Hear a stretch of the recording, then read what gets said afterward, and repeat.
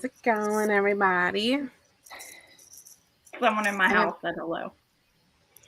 Oh, hello, JC's household. I have someone already ready to say hello. She's already.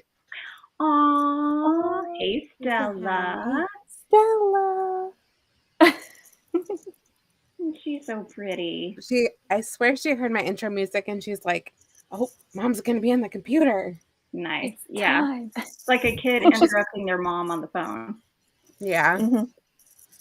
When I was listening to the podcast to finish up my notes, she has to be like all over my computer. Every time my computer comes out, Stella has to be involved. So, you know. She can't be left out. She's got to know what's going on, man. Right. So let me just quick say hi to everybody in chat. And yes, Chris, and always we have a panel. We have our Do Good Letters in the house, and Maria, my other fellow Leonard, and who we have in chat? Chris and always Reagan. April, I hope you're feeling better. Okay, the person on the bottom isn't important. Just kidding, Maria. I said Maria. No. Someone, Christoph fan always says the bottom name is covered with the banner. Oh, well, let me just turn it off. Hold on. I can fix that. It's fine. I can be oblivious. Just teasing. Before I turn it off, make sure you like, subscribe, share, hit the button with the notifications so you don't miss anything. There's been a little changes lately, and we'll get to that in a second, but we will we'll just hide that so that Maria shows. And hi everyone in chat. I decided not to have the YouTube up because I think there was some lag when I did that last time. I'm not sure. Oh, no. Sure. Maria, on the stream stuff, you can see the chat on. Yeah, but I mean like on like the YouTube, it shows differently if you have the YouTube. It's more updated on the YouTube side. Yeah. Correct. Yep. Yep. So yeah, we're gonna hand out a couple announcements / housekeeping things real quick before we get into episodes 3 through 5, which, oh my goodness, I actually might even do a poll because I don't know that I can wait another week. Like, I don't think I can wait another week to do 3 more episodes. JC's gonna watch it tonight or listen to it tonight. Oh, so I do have an update though. On the first episode that we did, I told y'all that my husband said that he wasn't going to be listening to any more of these. Her voice was tough at first. Yeah. So, but conveniently, I got a message while he was at work, mind you. I got a text message saying, "So, when are we listening to more episodes of the podcast?" And I said, "Wait, what? I thought I was listening to these by myself." And I know my husband enough to know that when I introduce him to a true crime case, I can't keep him away, no matter if it's a Valley Girl voice or not. But the funny thing is JC had already told me that episode 4, it gets way better. His exact comment, and I quote, was, "What happened?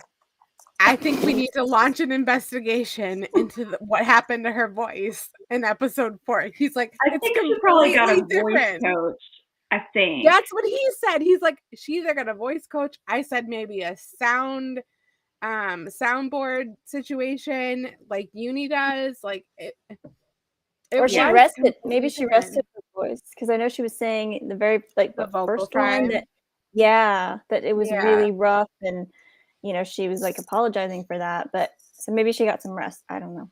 Yeah, could be all those things. He says it's very much more tolerable now. So I believe it gets even better. And yeah, I mean, you can't help not trying to make fun of her, but it was like nails on a chalkboard in the beginning. I'm like, oh, I don't know if I can listen to this. And she kind of mentioned it, and I don't know where. I think I started following her on Twitter, and maybe it was there, and people were saying you actually can help your voice. Like, of course, your voice is your voice, but you can get a vocal coach and there's tools. Yeah. So, I mean, got better.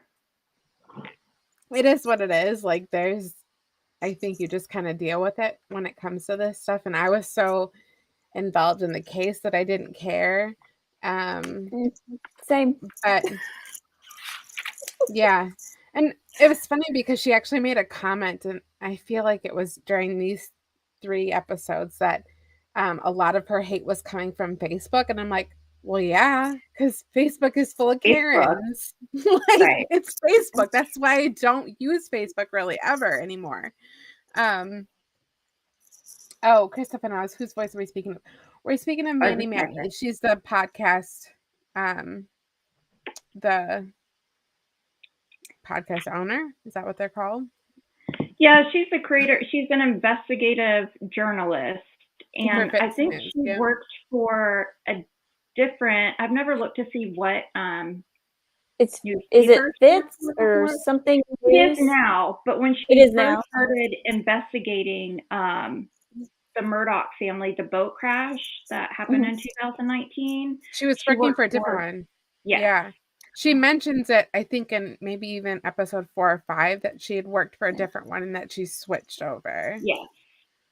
And then she created this podcast because she's from Hilton Head, which I think South Carolina, which I believe she has mentioned is about an hour and a half maybe from where they're talking about.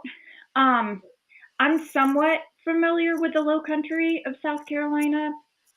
I live in South Carolina. I guess you can say I'm from here now. I've been here long enough, but I live in what's considered the upstates, like parallel to the area we're talking about now.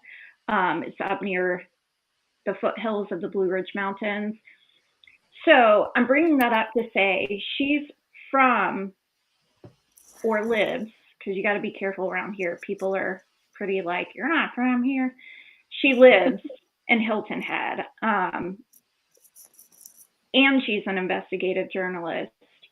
And she, as she has mentioned, talked to a lot of the victims and the parties involved. And you'll slowly hear that she has some attorneys that are going to be on the podcast. So I think if you guys understand, appreciate the law, which, I mean, I appreciate it and respect it, but I don't understand it. But it will become even more interesting to you guys as she has them on. Yeah. It's been kind of crazy. Like, I feel like, and when I was listening to, and let me just show my pages and pages of notes. 13, and just for these 3. Yeah, with sus written everywhere, sus and exclamation points, and like emoji faces that I try to draw angry ones, and then like surprised ones. And like, I mean, bless my husband's heart. Like, so not only was he dealing with Valley Girl in previous episodes, but he's also dealing with someone that's doing this for a stream. So I'm pausing every so often and like writing what I need to write down, because she speaks very fast. And so I need to make sure that I have what I need written down before I go further. So right. The poor guy's probably like annoyed out of his mind, but it is what it is. Christoph Fan, sorry, hopefully I'm not taking over, is saying I'm super behind on this case. Has it been resolved? I have 2 answers and questions for that. Which one of the cases within these stories are you referring to? And no. Resolved. That's an interesting choice of words. I love how she says that. Resolved. Even with not clicking on the articles that I really want to click on, I can say it's not what I would consider resolved, in my opinion. Yeah. But I think the only resolution that's kind of coming, especially in my opinion and experience, would be uncovering a really seemingly corrupt state that we live in. Where, I mean, we're even seeing that in these episodes. Like, you're starting to see all that. Like, I mean, we saw it in the first two. Don't get me wrong, but like, it's just every single episode you're seeing more and more covering up, more corruption, more things that are just tossed to the side. Which I'm like, in my mind, I'm going, what are you doing? Why weren't you following up with that? Like, right. So yes. I have a couple announcements. So we scheduled this stream a little bit early because I was not aware that ACMs I knew that they were being broadcasted on Prime, Amazon Prime, but I thought that I would be able to like rewind or watch it later, which was because it was going to be aired during my stream tomorrow, which is why we're doing this early. We were jumping the gun on Oscars a little bit. Oscars isn't happening tonight. So we will have that as a future Fashion Police. And this Wednesday will be Fashion Police for ACMs. This is for you, Meg. And yes, I'm freshly still wet-haired, showered. Maria's beautified. And just barely. JCM is able to be with us on camera because her husband got home early, so she can be on camera with us. So we have some streams coming up. I will probably put a poll up maybe at the end of the stream, or if you guys would like it now, that's fine too. I can do that quickly. There are like over 30 episodes of this podcast. They're not super long. And if you are like some of us, we're dying to listen to more and not drag this out for a long time. So I could potentially do this again on Thursday if you guys are willing to listen to another hour, not even an hour of podcasts. If we did 3 more, it wouldn't be an hour. Because I was looking at the times of them. There's one that's like 23 minutes, one that's 25 minutes, and one that's 13 minutes. So, that would be potentially for Thursday. One idea that was sent to my DMs is a Pickle Q&A, get to know Pickle. I'm fine with that idea. If you guys want to send questions to one of my DM locations, Twitter, email, Instagram, that's fine. That would probably be done on a random night. And then I've been asked to do some more random gaming with gherkins, which, again, I'll kind of leave up to you. I'm fine with them. I don't want to do a ton on the weekend just because my husband works Monday through Friday, and that's kind of our time. And I like to kind of just relax. But I'm down to do more during the week. If you guys are looking for that, that's fine. One thing that I would like to just kind of say, and then we're going to move on and get into the case, because I'm really, really pumped about that. For the ones that are neutral, regarding some stuff that's been going on in where you see us elsewhere on YouTube, I would just appreciate that the DMs stop. It isn't your decision how those of us that have been affected by that situation heal and or move forward. Just because we are moving on and moving forward doesn't mean that we need to do live streams with that person to make you happy. In my opinion, they're still toxic, and while I might be moving on, their access is denied to my life, and I know to others. So I have not publicly bashed this person. I have called them out on their dirty. But there are other people that are involved and affected, and they aren't on Twitter, or they aren't out there publicly by name, and they deserve that privacy. Megan and I are two of the people that people are aware of. And we've said what we wanted to say publicly, but we're also limited in that because we're protecting our families that aren't on the YouTube streets and that are also affected with this. And it's not anybody's right to know those details if we don't want to put them out there. So I would just ask that the DMs stop. I realize you want to go back to the way it was, but that wasn't changed on our decision. We didn't do those things. And how we react and how we move forward is how we heal, and it's not up to you. So I would just ask for some respect in that area. It's caused a lot of hurt and a lot of pain.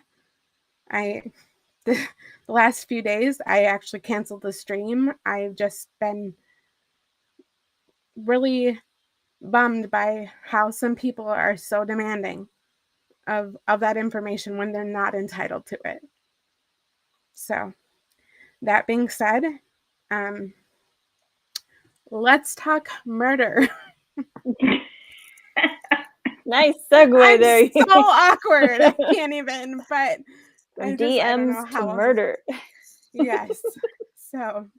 Well, I hope you didn't see during the beginning of the dog that we're dog sitting decided she wanted to get on my lap and stick her face right here as you're talking seriously. So that's why I muted. And animals know, like this past few days, like Stella's been like right here, like, mommy.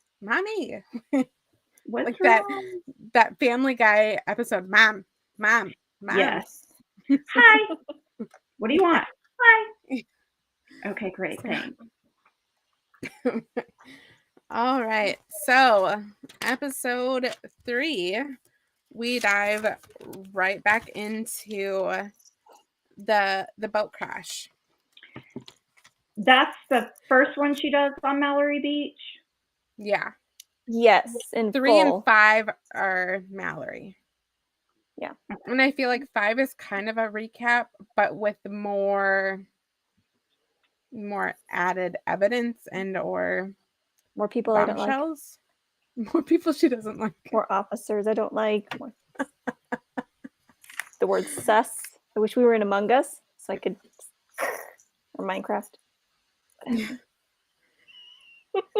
Yeah. So so she cleared up right away, and this is not really, I guess, important, but I don't remember last time I was kind of confused at the dad's name because it's spelled Alex, but they say like oh yes, I wrote that down. So I did too. She says it. She said, for people that are not familiar with the case or not from around here and don't have any idea what they're talking about, Murdaugh is the way it's spelled, but it is definitely pronounced Murdaugh. And Alec is spelled Alex, but it is pronounced Alec. Or Alec, yeah. People that know him, people that talk about him like closely, that's how it is said. So she made a very clear definition of that, if that makes sense. So can you guys hear me? Yeah. Yes. Okay. Sorry, I was saying something, I think, right at the same time you were, Maria. Like, I think you started before me, so no. It's completely fine. I had myself muted while the dog was making her debut. and wasn't sure if I turned it back on properly. I don't even remember what I was going to say, other than I'm the one that harassed you guys to listen to this because, again, not to be like, I've listened to them all, but there's a reason why I was trying to say I've listened to them all. Maybe just if. Well, you live there. I mean, it's like local news to you to some extent. Yeah. I mean, you don't live in the town, but it's your state. So, I mean, for you, it's kind of like me with some of the stuff that was going on in like 2020, and even still to this day, like we have a lot of fallout from everything in 2020. So, it's local. It's current to you, and it affects you in some ways because it's where you live. So when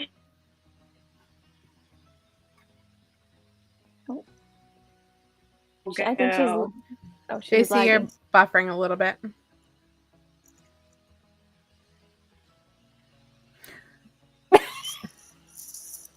I saw it. Did you see it? She did her face. It was frozen. And it's frozen again. Yeah. Oh, man. Oh. She's and I lost her. No, she has to come back. She'll come back. We're so excited to have her here because she's listened to all the episodes, and so she does obviously know even more. So it's fantastic. Yay! Hello.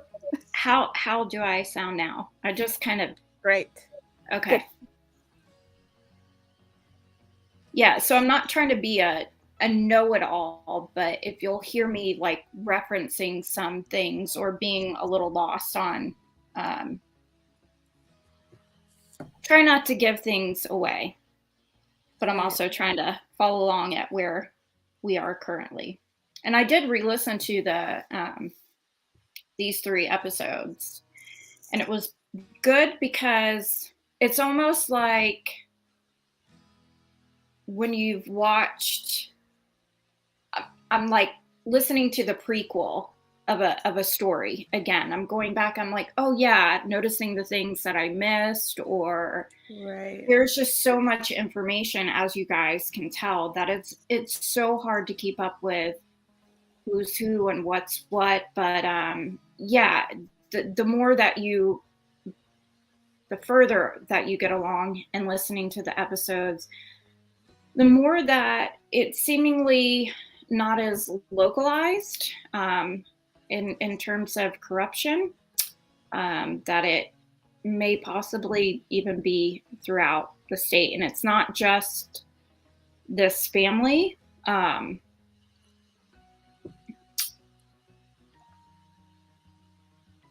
No one person can get away with the amount of things that this family has been alleged to get away with on their own. That's true. I agree. So it kind of affects a lot of people, but there are some folks that I talked to, and I think I shared with Nikki last weekend. I was somewhere where within the upstate, and there was a collective amount of people. And a gentleman said he was from, I think he said he was from Bluffton, which is kind of near Beaufort or in Beaufort County, which is one of the counties that's associated with this. And I just went, oh, that's like where you're near where the Murdaughs are.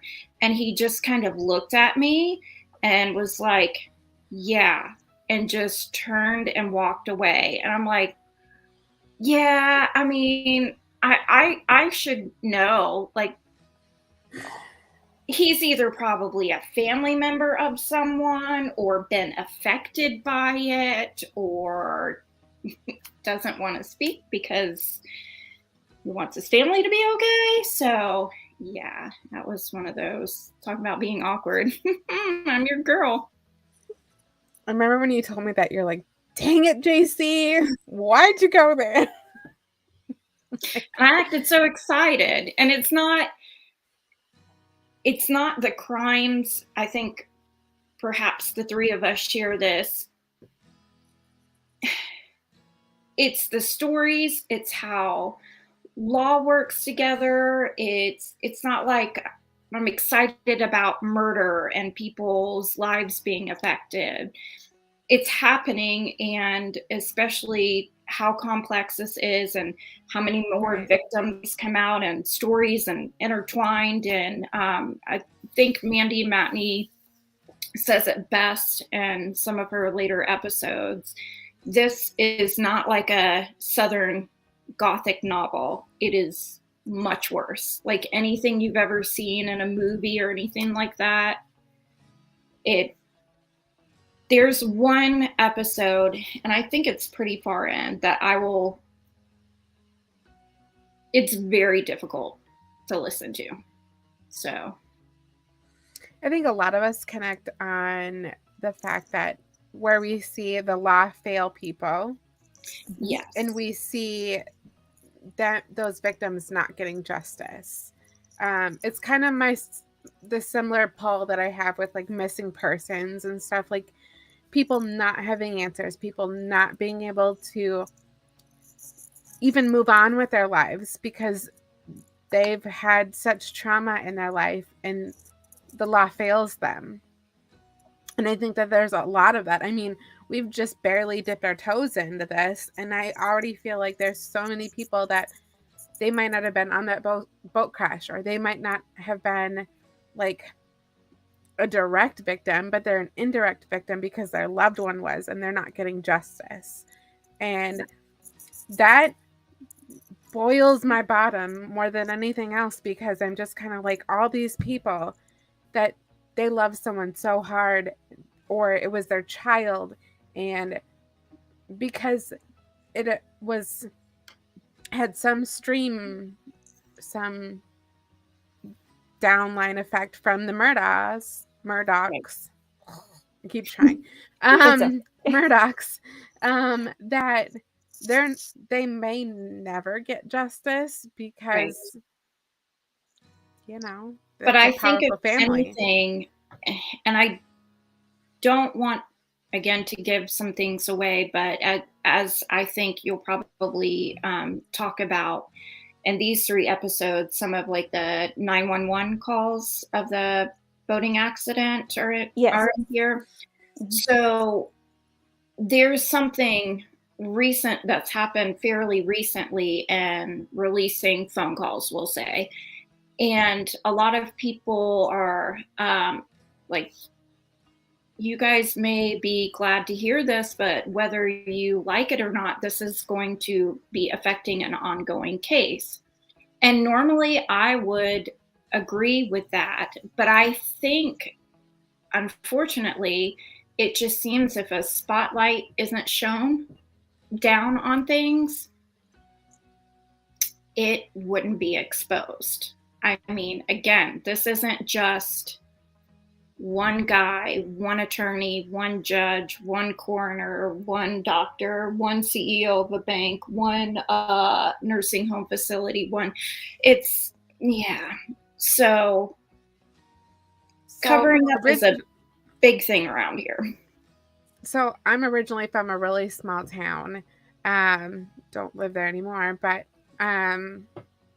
so I fully understand like the small town aspect of it. Like Maria has said in the past, like she's from a small town in Kansas, like but something that like I remember not changing paces at any point, but I remember when all the George Floyd stuff happened, and my husband and I were like reacting to it as it happened because we live here. Right. I mean, that's minutes for me. So I remember us saying, like, if it wasn't for the fact that people don't have the cell phones that they do and the social media that they do, none of that would have happened. None of that would have been exposed. And MPD wouldn't be looking at the magnifying glass that they are. Because that stuff hasn't been put out. MPD has been dirty for a very long time. I will just say that, living here, like, dirty. But because of the fact that some people were bold and brave and put it on camera and put it on a live stream, and there was footage cut of it, now they're dealing with some of that stuff. Right. So yeah, I'm sorry, I'm all for assholes getting exposed. Like, if you do your nasty, you deserve to be put on display and have to deal with it forever. So it keeps evil people from continuing to be evil. Yeah. Holds them accountable. Yes. I mean, I actually was a part of 2 major cases in my hometown, and so my face and my family's name was plastered all over the news cycles and the newspapers and everything. And I mean, after 15 years, you know, I got justice because it was about me and what happened to me. But, you know, there were family vacations we didn't take because we couldn't. You know, we have to pay attorneys. I was going after school sometimes, you know, and having to drive an hour away to see my attorney, you know, with my parents, of course, because I was a kid for the vast majority of it. Looking at court documents for an hour or 2 hours, and my life revolved around it. And so did my families and my grandparents. And we couldn't talk to anybody about it. I couldn't talk to friends about it.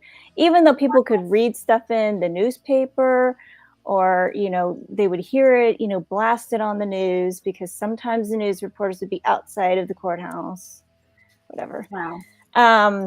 I didn't think about that angle, not being even able to like vent about it as it's happening or talk to people, you know.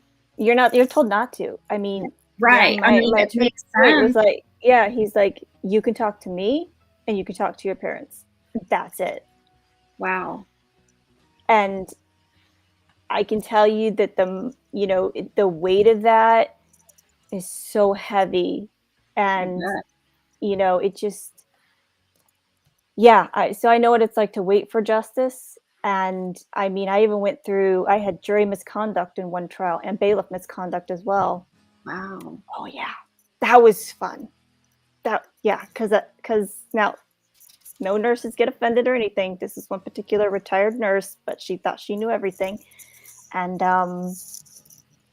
tainted the jury and said things and did things. And luckily, 2 jurors did come forward and, you know, let the courts know, and that the judge was less than happy. A man that had been on the bench for, you know, 40 plus years, you know, and just it was a lot. It was a lot.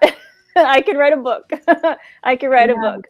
I mean, and that was just I feel like sometimes that's how we become, maybe, is fascinated the right word? But I remember, I don't talk about this a lot, but I was a victim of SA when I was a teenager. And so I've dealt with this side of stuff. And in my victim's impact statement, I talked about how I wanted to be in this world someday. I wanted to make sure that victims get justice. Right. And I feel like that's maybe what starts our fascination with this stuff, and how we end up as law nerds. Right. Because we're so fascinated in the victim side of things and making sure that people get justice. And that's always where my head goes, I guess, with it, even when watching. Yes. My husband and I watched a documentary last night before he put on something else that I fell asleep to. And like, I was so like into like what happened afterwards, making sure that those people had justice and that they were taken care of as a victim, because my head instantly goes there as a previous victim of not even, you know, anything murder related, but as a previous victim of a justice system that I don't feel like did me justice either. I want to make sure that people going forward are taken care of. So absolutely. And there's just so much of it you don't understand, even like Maria was saying, if you haven't gone through something like that, I would have never, I mean, that common sense, yeah, but I would think like, oh gosh, at least I can like call my best friend and talk to them about this, but no. You're told not to. I was also told not to. Yeah. And one thing that I think that a lot of people don't know is, I don't know if this is a small town thing, because at the time I was living in a very small town in the Midwest. I was very much encouraged to accepting the assailant's plea deal and not going to jury. And looking back on it now, I'm kind of like, why were you so... They had all the evidence in the world, in my opinion. And so why pressure the victim to go to a plea agreement? Like, I just don't feel like that does the victim justice. But again, that's an adult looking back at a teenage situation. And, but hi, Jersey.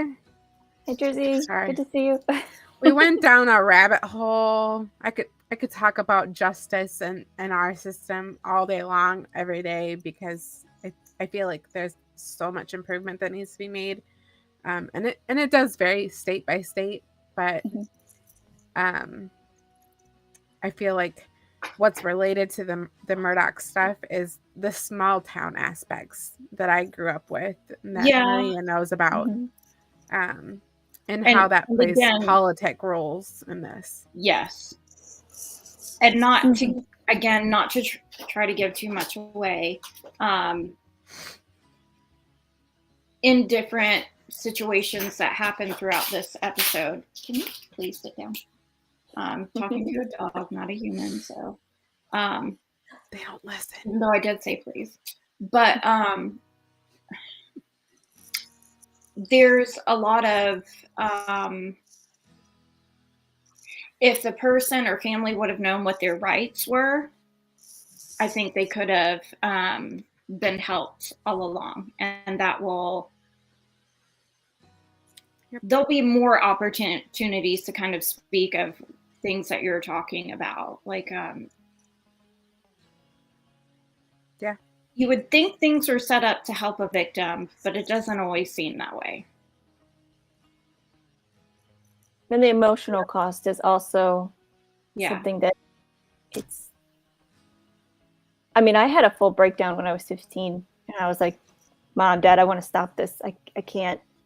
Right. I can't do it anymore. Like, I mean, we sat at the table for hours talking this out because I just, I couldn't.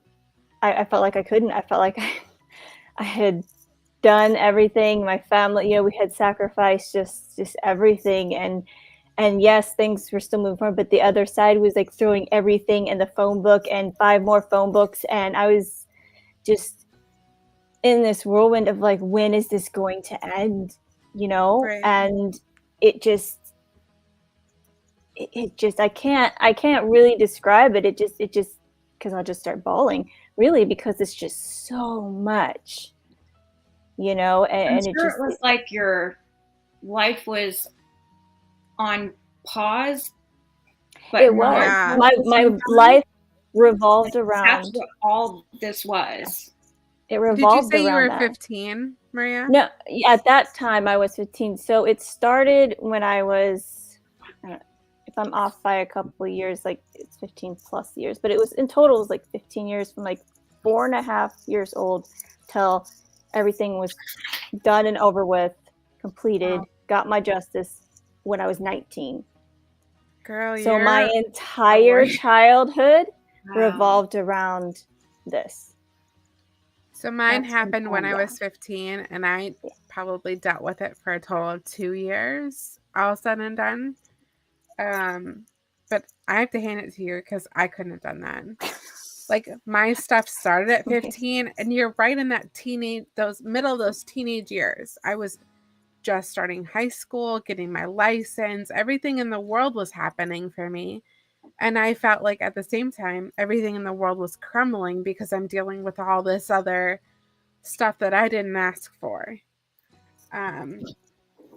So, yeah. Though, as much as even prosecution, state prosecution would like to say that they're there for the victim, they're not. At least not what I've experienced, in my opinion. And in small towns, that gets worse because they don't have the resources, and or you have a powerful family. My case didn't deal with a powerful family. Did it deal with small town politics? Yes. But in my opinion, they're never looking out for the victim. They're looking out for the win of a prosecution versus an attorney, which is sad. Because, like I said, I was 15. I was a teenager. I had my whole life ahead of me. Right. And I have people that are adults, have been there, experienced those things, and are just looking for who gets the win in court. Yeah.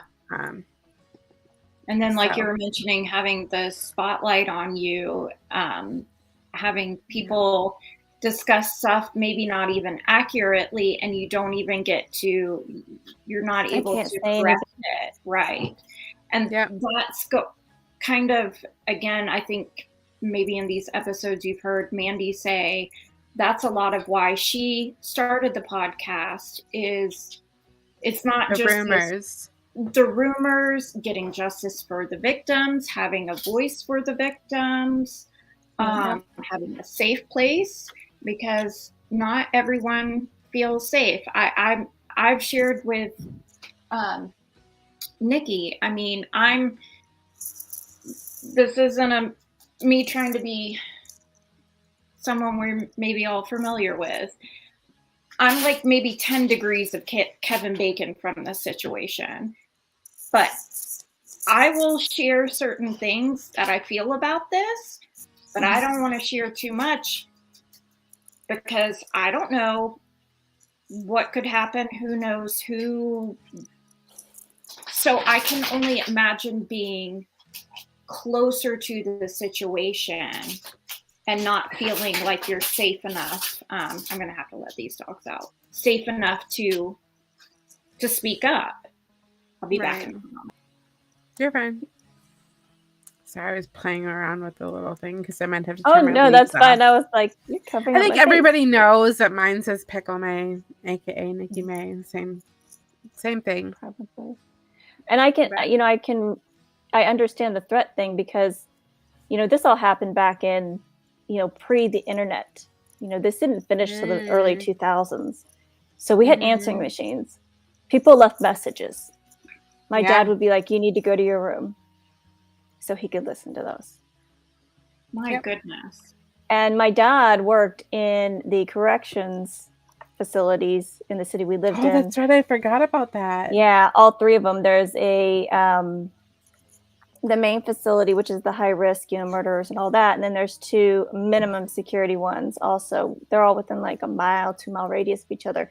He wasn't just one of the officers. No, he worked his way up and was actually turned down the position of warden because we just, with everything going on, I was having surgeries. I'm disabled because of what people did to me and the negligence and the cover up and the fraud and all this stuff. And I do have to state that the second case, I can only say some things about it because it is sealed and there is a gag order. So I can only talk about certain things. And then other things, obviously, I can't talk about. That one went on the longest and had 3 lawyers attached up against my one lawyer he was my ride or die lawyer for everything that whole time. He didn't stop, and it was a lot. But so though I never heard the threats, I know that they happened. Right. Because my parents were very open and honest, and so was my attorney and stuff. Even though I was a kid, it's like, they're like, this is going to go on for a very long time. This is going to go into when you're an adult. And then when I'm an adult, I take the front row seat You know, at the time of being a kid, your parents take that front row seat, but you still have to be involved. You know, and here I am going all over the United States to see doctors getting poked, prodded, and all these other things, and just so much. Like I said, I could write a novel or two about it, and because it's just, and it's almost hard to believe, you know. And I mean, yeah, I couldn't tell anyone when things were done and finished.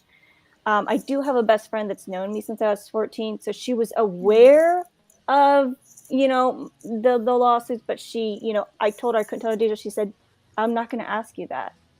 Yeah. When you can talk to me about it, whatever you can tell me, go ahead, you know. And she just supported me and gave me love and all of that. And, you know, I didn't really have any classmates that were asking any questions, thank goodness. Maybe because it was, again, a small town, and you know, the legal stuff was happening an hour away in a different town, because that's where all the damage was done. So it's a lot. But so I understand that. Did you deal with more of those questions as a teenager? So like mine happened at those teenage years. So my actual real life best friend was actually somewhat of a co-victim, because our essay involved two people, and she was able to get away, and her, if it wasn't for her, I honestly don't know what would have happened, because she was able to get the police. Wow. So, but she was the only person that I could talk to about it. And when you live in that small town, all the rumors flow. And because I was a teenager, that I feel like was taken to a whole nother level, because cell phones were just becoming a thing. Texting was just becoming a thing. And well, not for me, but for you, because you are younger than me. Yeah. Yes. I'm the baby of my group, of my circle of mod and creator friends. I'm generally the baby of the group. So when I'm always like, well, this is just happening, they're like, what? But yes. So for me, that was all just happening, and I dealt with so many questions, and I'm like, either sometimes it was nice because I didn't want to talk about it, but sometimes I'm kind of like, you have no idea what you're talking about. Can you just shut the fuck up? Like, just stop. I was always very concerned, and so was my family, every time a news station would decide to run my story, because if a law was passed that maybe dealt with, that could be used in court, the other side would try to use against me. If they, and like I said, they tried everything. I mean, I mean, like, it wouldn't be difficult to find out my real name. It really wouldn't. And I mean, if you do, props on you, whatever. I don't care. I'm not afraid of anything. There's nothing out there that's like horrible or anything. But yeah, I just, you know, in high school, it was worse because more laws were being passed that just weren't, I didn't agree with, and actually were against the victims, not for the victims, you know? And so it's just a lot, you know, and you don't really want I'm not a fame chaser. I didn't want my picture in the newspaper. I didn't want my name in the newspaper. I didn't want to be talked about on the 6 o'clock and 10 o'clock news. And I didn't want all of that. And neither did my family. You know what I mean? Like, you don't know until you're in it. And there's like, you know, and I just would go to school like, okay, and my parents would remind me, if anyone says anything, just tell them, talk to my attorney, give them, you know, your attorney's name. And I was like, okay. Wow, having to say that to a teenager. To a teenager.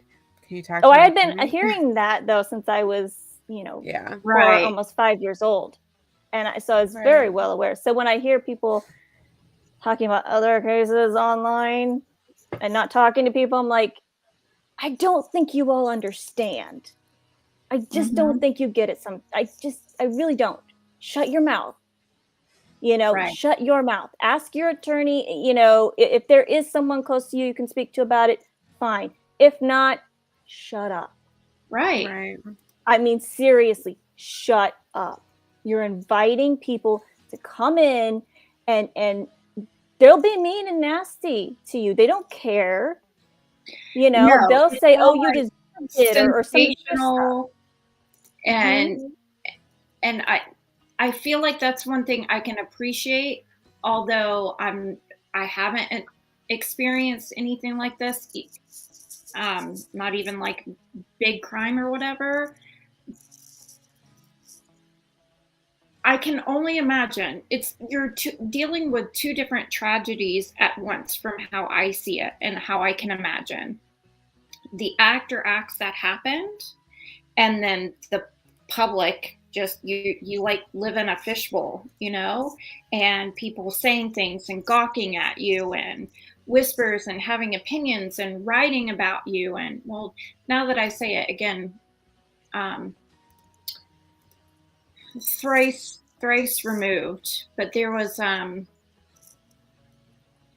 pretty big tragedy that happened to a small child here in the town that I live in, and it gained national news, and it wasn't that long ago. And I didn't know the victim or their family, but someone very close to us did. And to see her go through the rage, the turmoil of breaking down when she was reading things about what happened with this family, and that's not true, and that's not this, and dealing with the emotions of the really horrible death of a child. It just things can be entertaining, but you have to know that there are people like this is people, and they're dealing with this horrible whatever. I mean, I guess I'm kind of hypocritical because I'm talking about this podcast and there's twists and turns and everything like that, and I'm excited to have other people to talk about, but I wish it never existed. I wish none of this stuff ever happened. And part of what gets me going, so to speak, is what you guys have talked about, especially when it comes to the one episode further down, talking about victims and advocacy and what I deal with my son, and not being able to defend himself and literally not being able to speak for himself. And that's the kind of stuff that I think about, that that could be my son, or that could be XYZ that can't speak for themselves, or the family member socioeconomically maybe not understand their rights, or that this free resource is out there, or this, you know, it just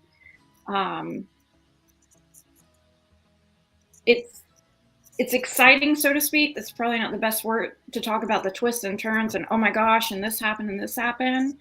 But my heart, and what I like about this podcast is I believe Mandy's heart is with the victims and justice. She has been to fundraisers like in our state capitol that raise funds for Stephen, that I think one of these episodes is about. Like his is like the second or the second time she speaks of him, right, Stephen?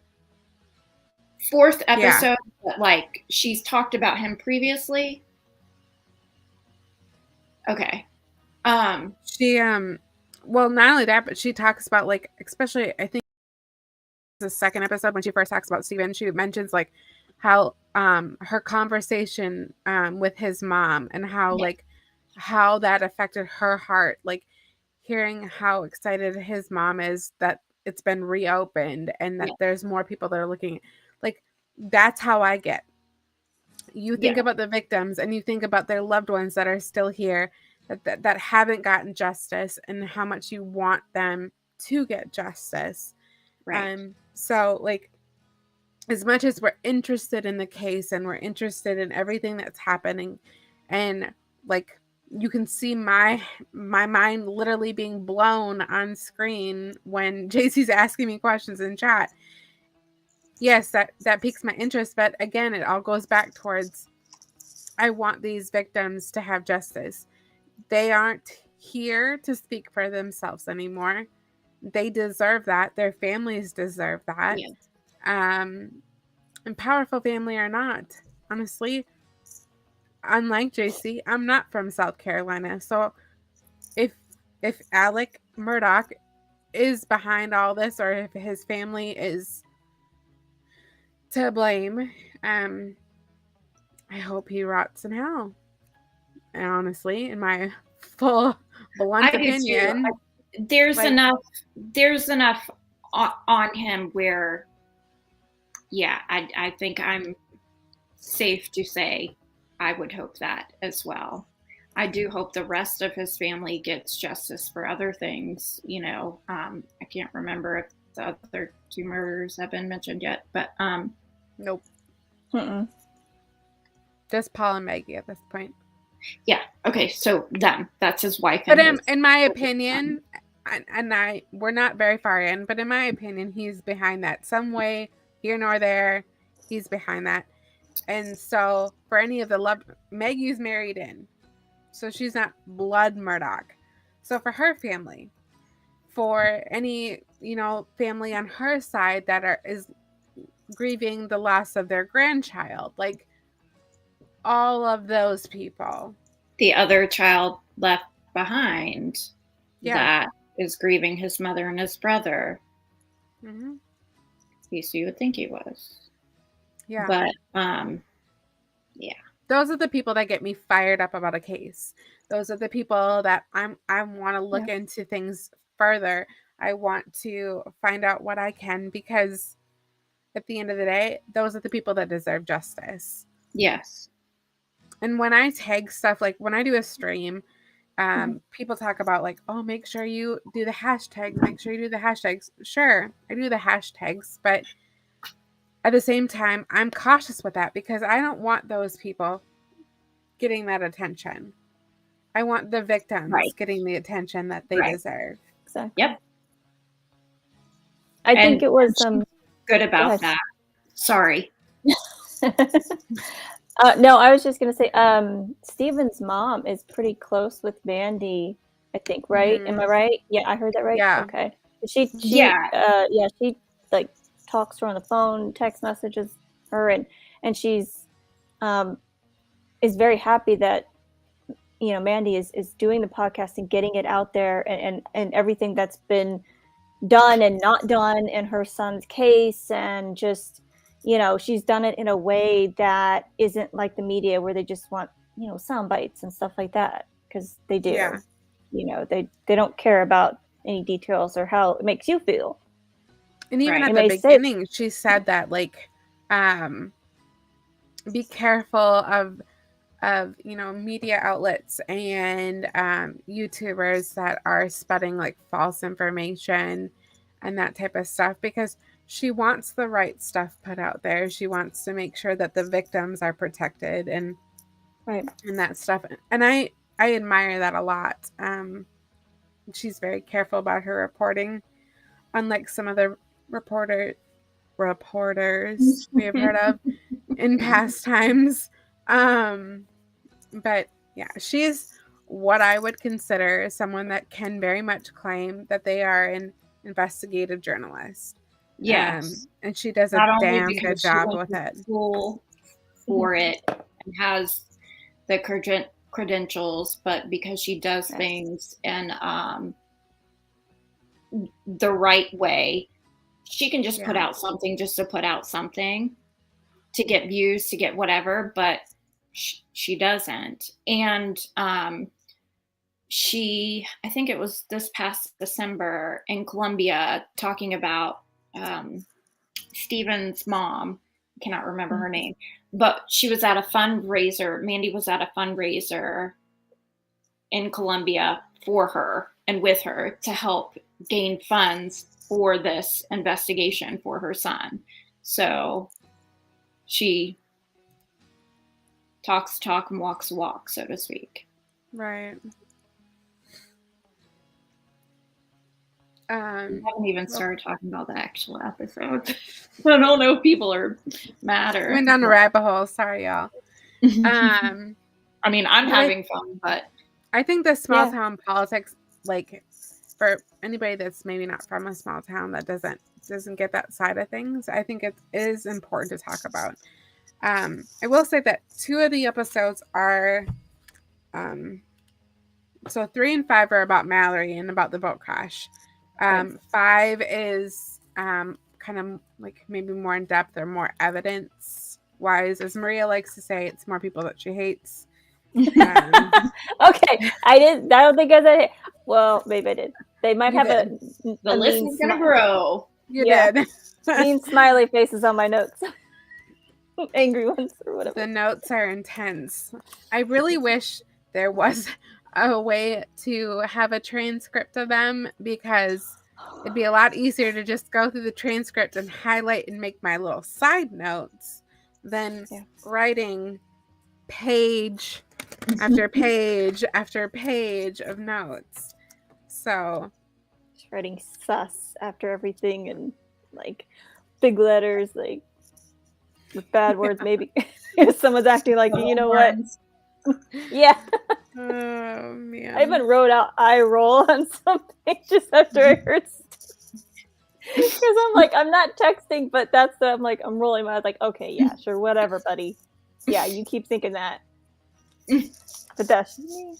Wait till you hear some recordings with Alec. That's all you're gonna. I'm sure I'm not gonna like. I'm just gonna have just a big, angry emoji face on the paper. I'm not even gonna take notes. Just angry.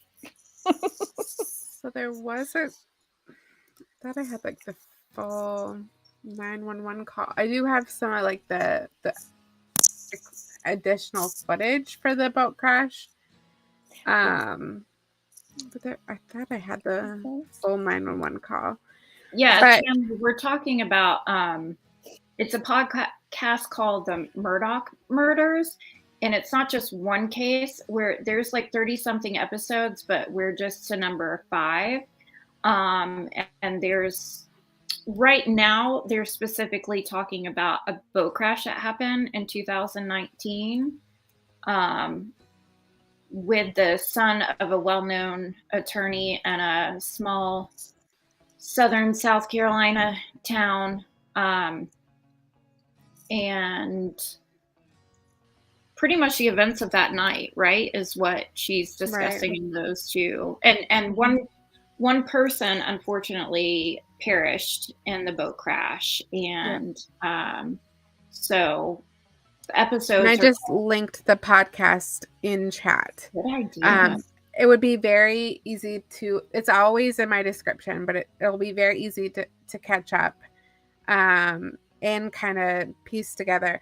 But basically, this family is connected to a lot of corruption, a lot of small town good old boy shenanigans, and they have more, allegedly, in our opinion, they have more victims. And so this podcast kind of goes over that and how everybody's connected, and how everything ties together. So, and occasionally, Chandler, you'll see my mind literally being blown on the screen because someone will say something and I'm like, wait. Right. But that happens. Yes, sounds like the Kennedy family tragedies. I would agree with that, Christopher. So the very first episode, Mandy talks about South Carolina's, I don't know how to pronounce it, but the boat crash that happened with the Kennedys. Oh. And it being Chatter? I saw it on the name. Chattaquay. Oh, gosh. How do you pronounce it, though? Chappa. Here, I'll just put it in chat because I don't actually know how to. Chappaquiddick. I think Chappaquiddick sounds about right. That's the name of her very first podcast episode. Yeah. Is referring to that. Yeah, I would say Chappaquiddick, but something close to that. Sorry, I didn't mean to look at how you spelled that. I think we'll just go with that. I mean, I'm not the Chappa thingy. Yes, Christoph, the Chappa thingy. All these and I'll link that first podcast, the first two, and it's funny because I can't remember if it was episode 3 or 4. She's like, yeah, and we have a YouTube channel. We're going to be putting the podcast up there. Could you do that now? Because there was only 2 on there, and they were great. But I'd like to continue that because those actually do have a transcript, and I can highlight from them. So, but here's like the first episode, and it gives the name of the podcast. Do you know how to pronounce it, Jersey? Yes, please tell us if you do. Let's hear. It's the Chappa thingy. We're listening. I'm such Michigan. Good old Jersey. So, Maria, do you want to start off on your rant? Because I feel like you're good at getting me going. You're good at getting me going. Oh, goodness. Okay, so episode 3, we're back to Mallory Beach. She's the one who unfortunately passed in the boat accident. I won't say accident, but whatever. Moving on. You heard her. And so in the beginning of this episode, Mandy does do a recap of, kind of how we got to the boat the boat crash, and then the murders in 2021 of Paul and Maggie Murdaugh. I'm not going to go back through that. Sorry. It's just, I don't need to. Well, I'd eventually be recapping that. Yeah, yes. And further. Yeah, episodes. It was in the first episode we did too. We pointed that all out. And it was just basically about Paul's, his 3 grandfathers. So grandpa, great grandpa, and great great grandpa, if I heard that correctly, which again, go and listen to the podcast. Yes. It's grandfather. So Paul would be Alec, who is kind of like the sus one in our opinion. Paul's his son, and he was the one that was driving the boat intoxicated in this crash. So his grandfather, his great-grandfather, and his great-grandfather were all the solicitors of South Carolina. Or district attorney. A district attorney. Yeah. Yep.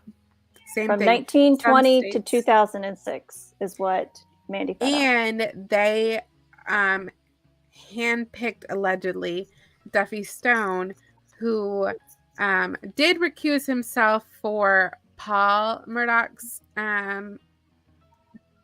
trial, but has not, JC, correct me, he has not recused himself on anything going forward. I believe he's still the solicitor in that area, so okay. I don't know. It's so, I need to write out the exact details and have on the map where stuff is, because the solicitor covers 5 counties, and some of these incidents happened in both Beaufort and Hampton. I don't know if Hampton is in Beaufort County. Anyway, it's a little right. Kind of get confused between the two. So I cannot remember where, right now, Alec is in jail, but I don't remember what county he's in. So I don't know if that solicitor is over his trial. I didn't tell you what it's for. Sorry. Spoiler alert. Well, the boat crash happened in Beaufort County. Mermaid in the ICU. Oh, hi, by the way, I feel like I haven't talked to you in a while. You said it right. Eric Allen is also local and covers this on YouTube with drone footage of the areas involved. Just Remember the last episode when I was talking about I need to see that house, that lodge?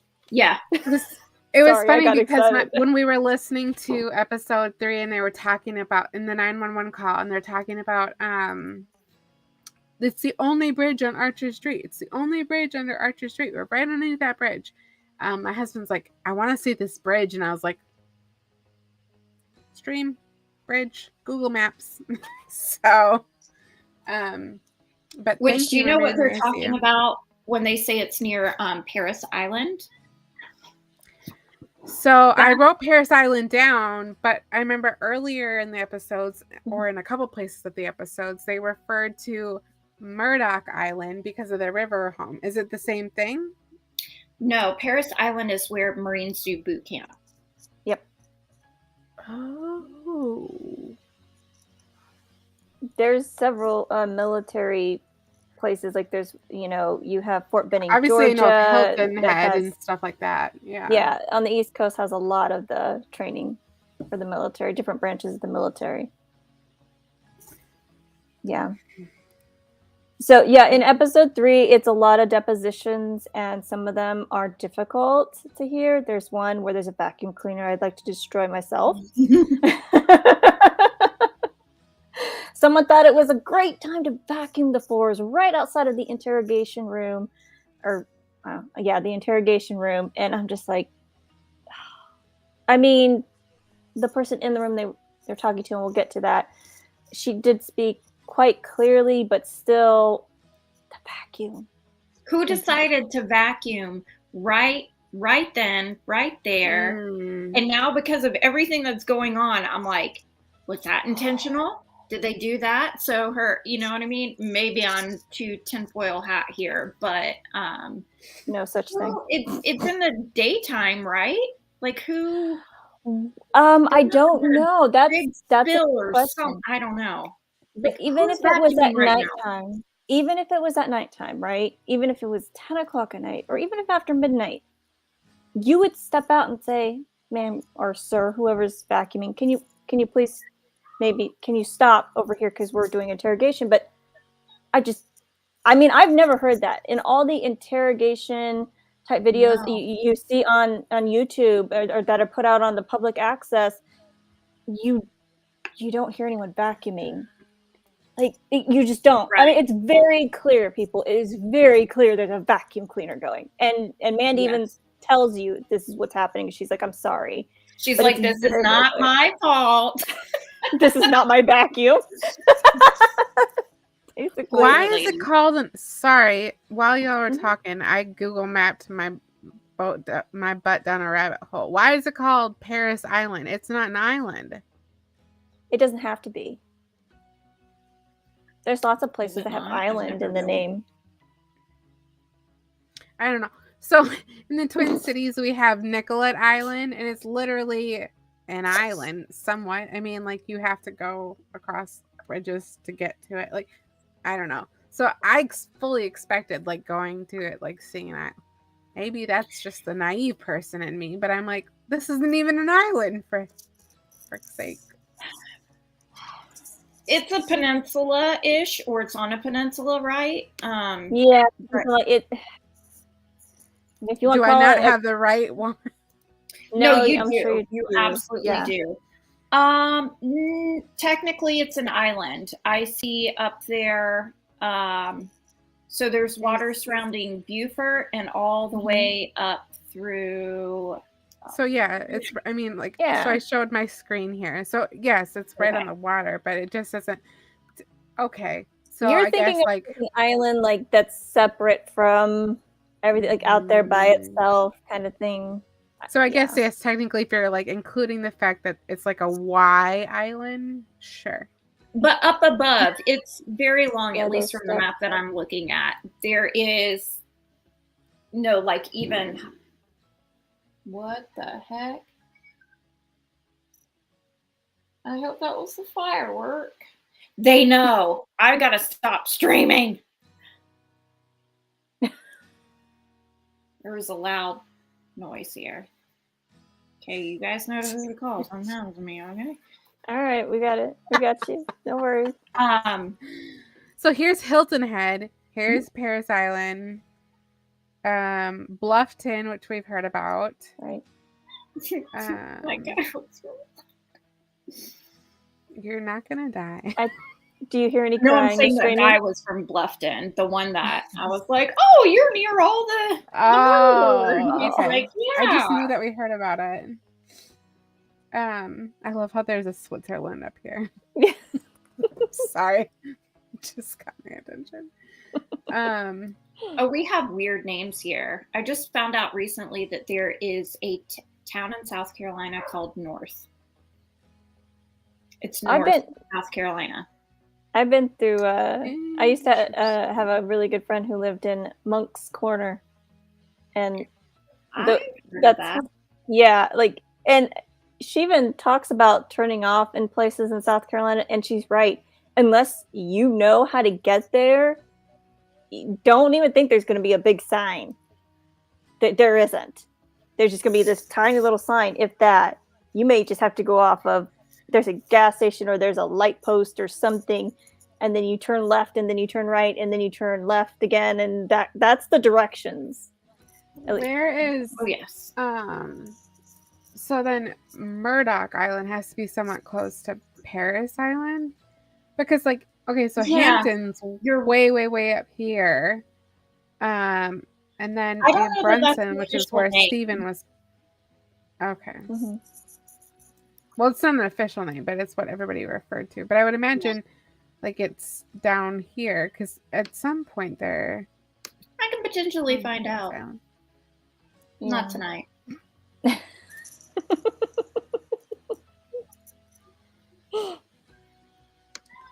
Chanley said it definitely seemed like the family had the most influence and power within their community. I remember reading that their family's wealth was not the norm where they lived. Yeah.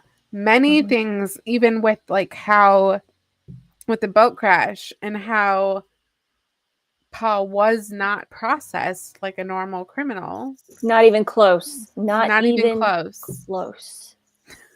So, yeah. But yeah, that county is very, very poor, but they're not. Yeah, they're known as and I wrote this down, the shame corridor. Corridor of shame, because there's no jobs, like the graduation rate, the testing rate of their education, like all of that is like very, very, very low. And it's interesting because especially with Hampton specifically, the one thing thriving in that town is Alec Murdaugh's law firm. Mm-hmm.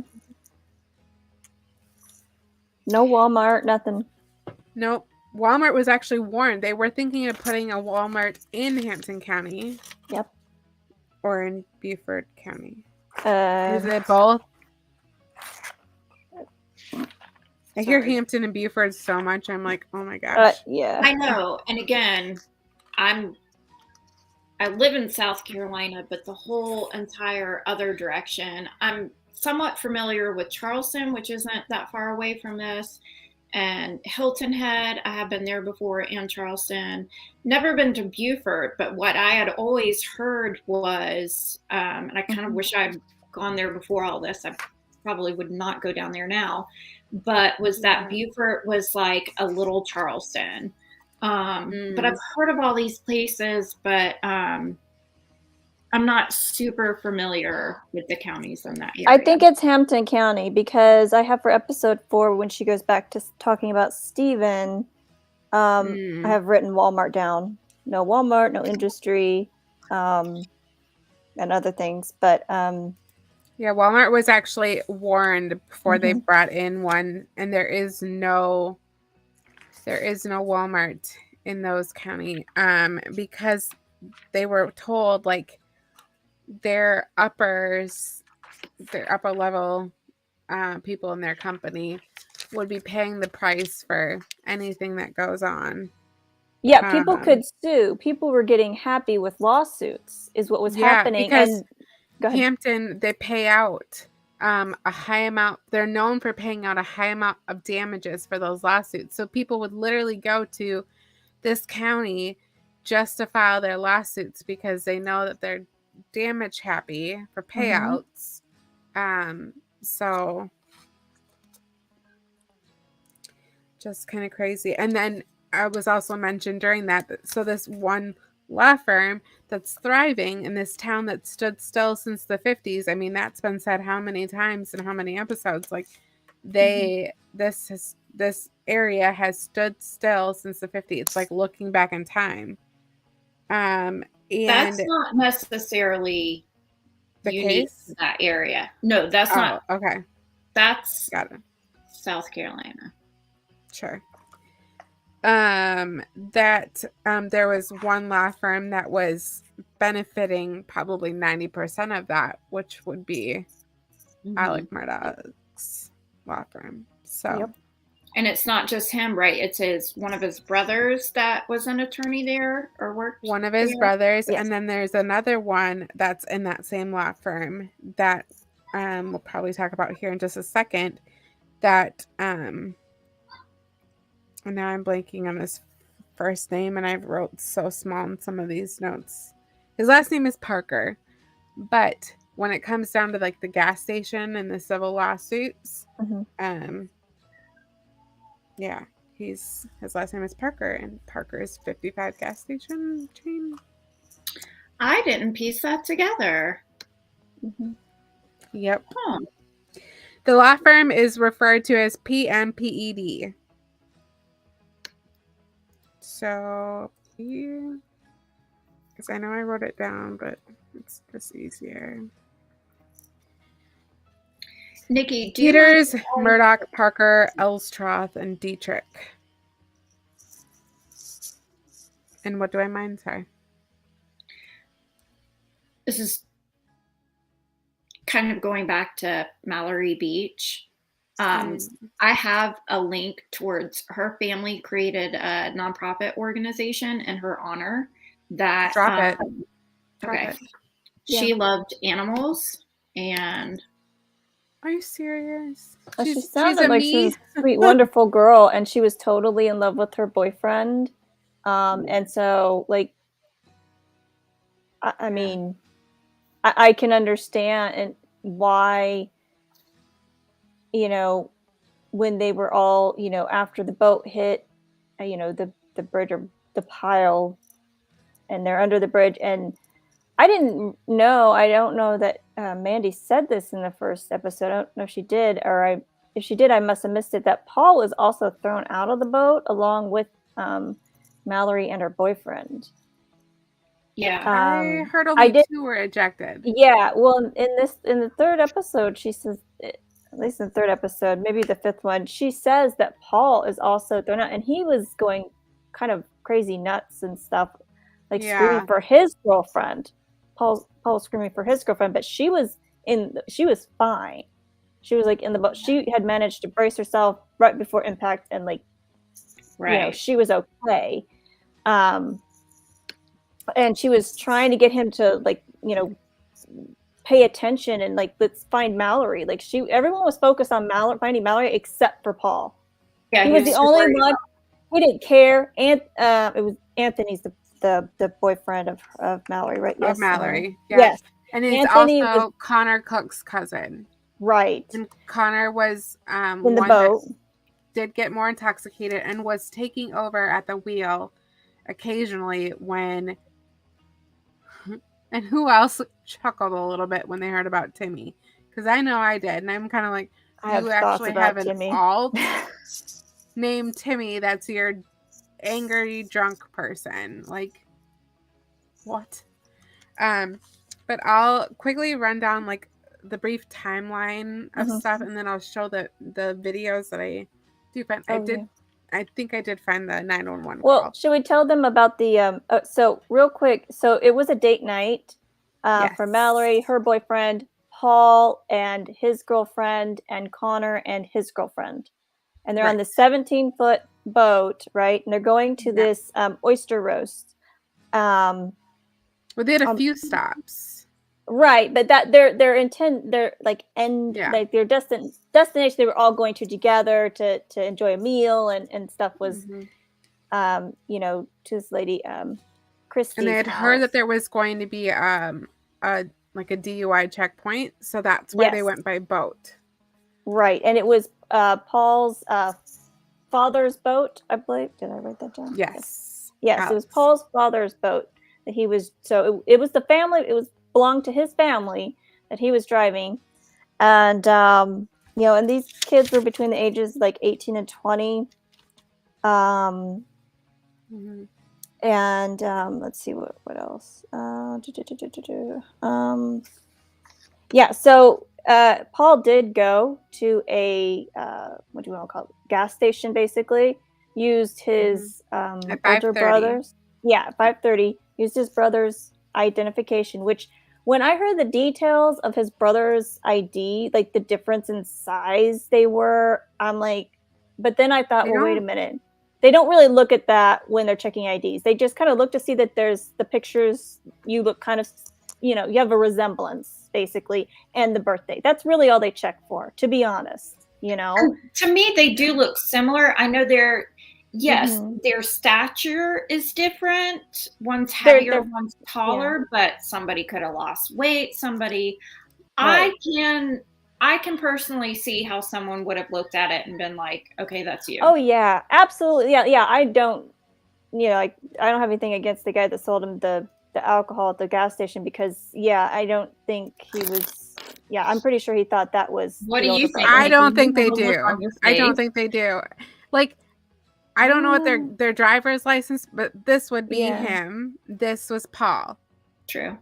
I don't. But it would depend on their driver's license picture, though. Yes, it depends. That is true because if that picture is an old picture, but they've renewed it like online or whatever, so they could look for anyway. So he went and got like White Claw beer, and he got some Michelob, and he got some. What was the name of the other one? Another beer. White Claw, Pickle. Yeah. So basically, White Claws and beer. He got alcohol for him, and he was only 20. Paul's 20. He's not allowed to have this. None of them are. And the place they're going to was only the lady that was having the oyster, meal and stuff, roast, said, I only served water and lemonade. She knew that they were underage. And what gets me, too, is that there were other adults there that also knew this, but still let them sit around and drink. Including Alec Murdaugh. Yeah. They still let them all get really drunk. I have been to many South Carolina party. Oh yeah. I'm not saying that they knew the kids were drinking, but we have them here too. The parents ignore this. Yeah, I mean, an episode whatever. Yeah, they may have. You may be telling the truth. They may have only served lemonade and water. That's what she said anyway when she was, interviewed, question, whatever. In episode 5, that's when you hear from this lady, and she said she even offered to let them all stay the night because she could tell that they were all intoxicated. But Paul, and Anthony, Mallory's boyfriend, wanted to get an Uber because he knew everyone had been drinking and he didn't feel it was safe. And you know what I mean? But Paul was very aggressive and demanding and considered a mean drunk.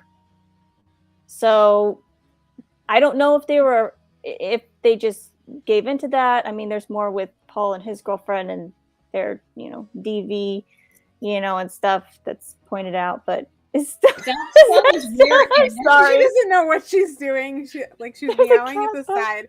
So I grabbed her to hold her, and now she's just like showing her butt to everybody on stream. I apologize. Vitamin D. Yeah, Paul just really didn't care about, it seemed like, his friends that he was with or what, like he just had a huge ego, and maybe that is because of the family name, and they, he felt like, he could get away with anything, which, one of the quotes, and I'm probably not saying it correctly because I didn't write it down for word, but it was talked about in episode 5 was, I own this boat. Nobody knows this river like the back, like I do, or something along that line. And it stuck out to me like this rich kid privilege that he's grown up with, and probably so is his dad, because I mean, like, again, long lines of this. He grew up knowing it just like his dad did, in my opinion. Yeah, so they buy the alcohol at 5:30, roughly about 6 o'clock. They are they're at the oyster they're at the roast. River House at 6. The River House, yeah. And they go at 8 to the friend's house for the oyster roast. Yeah. And then I have written down. Oh, and that boat had no working lights. I noted that down. The boat they were on had no working lights. They're driving a boat on a little river with no lights at nighttime. Yeah, I was gonna say it's definitely illegal here. I didn't know if it's any different, but I would imagine it's not. Yeah, you have to have the lights. Like, that's dangerous. That's reckless. Yeah, they're very when they go to the oyster roast is when they consume the alcohol that they had bought at the gas station, and etc. that was provided to them by enabling adults. Allegedly, according to some depositions. Yes. Then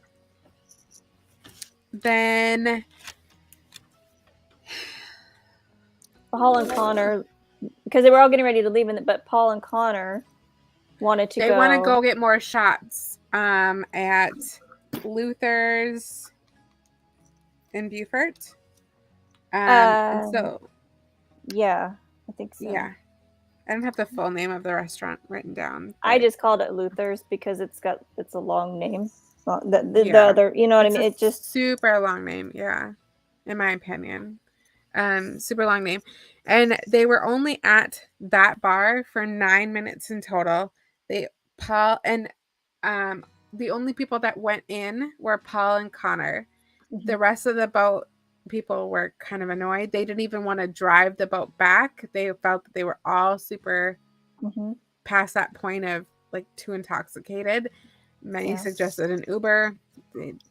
Well, Anthony was the oldest one out of the group, right? I think that's what Mallory's boyfriend. Yeah. So he, I think, had that foresight, like, hey, we've been drinking. We need to make sure we all get home safely.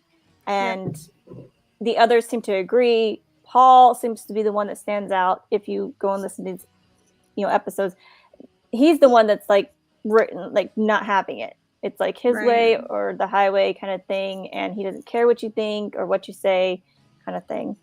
But yeah, so they go, they get the shots. He even pays with his mom's credit card at the bar, and it doesn't say that he was ID'd. And apparently, he, like I said before, he's an angry drunk. Yep. And this is where Timmy comes in, because so they ordered 2 shots, but it says one's a lemon drop, which I don't like lemon flavored stuff, so I'm not super familiar. I don't know, but the other shot is referred to as a cup of Jaeger. Again, I wonder if it was a Jaeger bomb.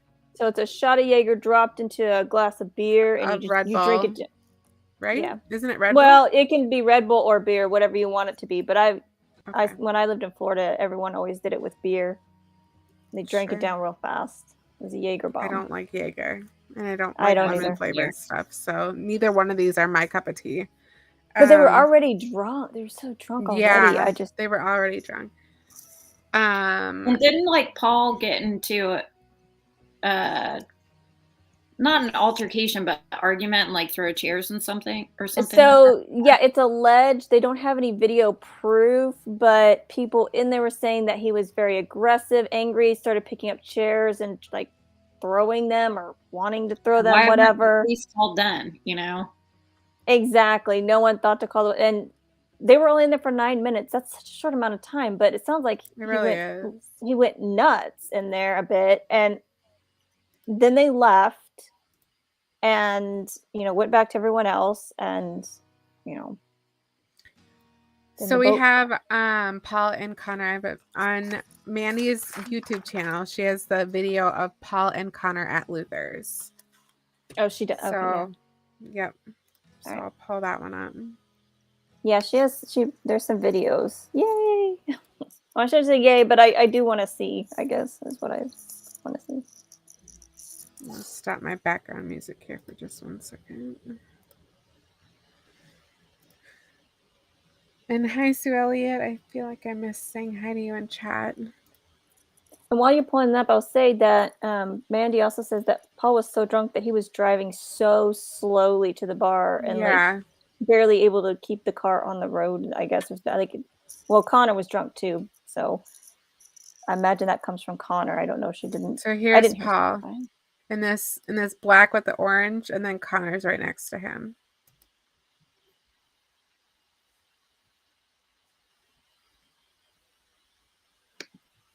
They look like little kids. They do. They look young. Okay, looks like they have one shot, maybe. Yep, he just, I think, drank one of them. Sorry, it's not funny, but the lady over on the other end of the bar, like going like this, it just caught my eye. She was talking about something.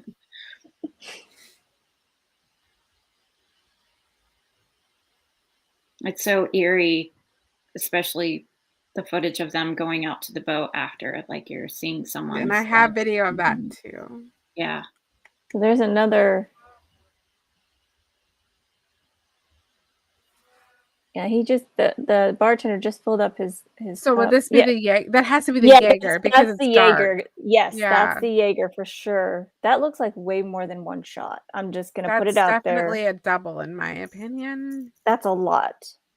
It's a lot, in our opinions. Why is he? So what is he asking here for?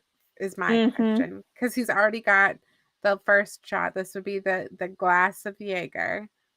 I wonder if he's asking for more. Their ID. You think?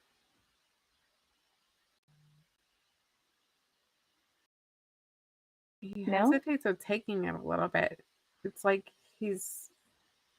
I don't think he was asking about the ID. Maybe he Connor noticed they were sipped drunk. a little bit. Oh, so there you go. Okay, so he's drinking it now. Connor had only sipped it a little bit. Now he's going to drink his.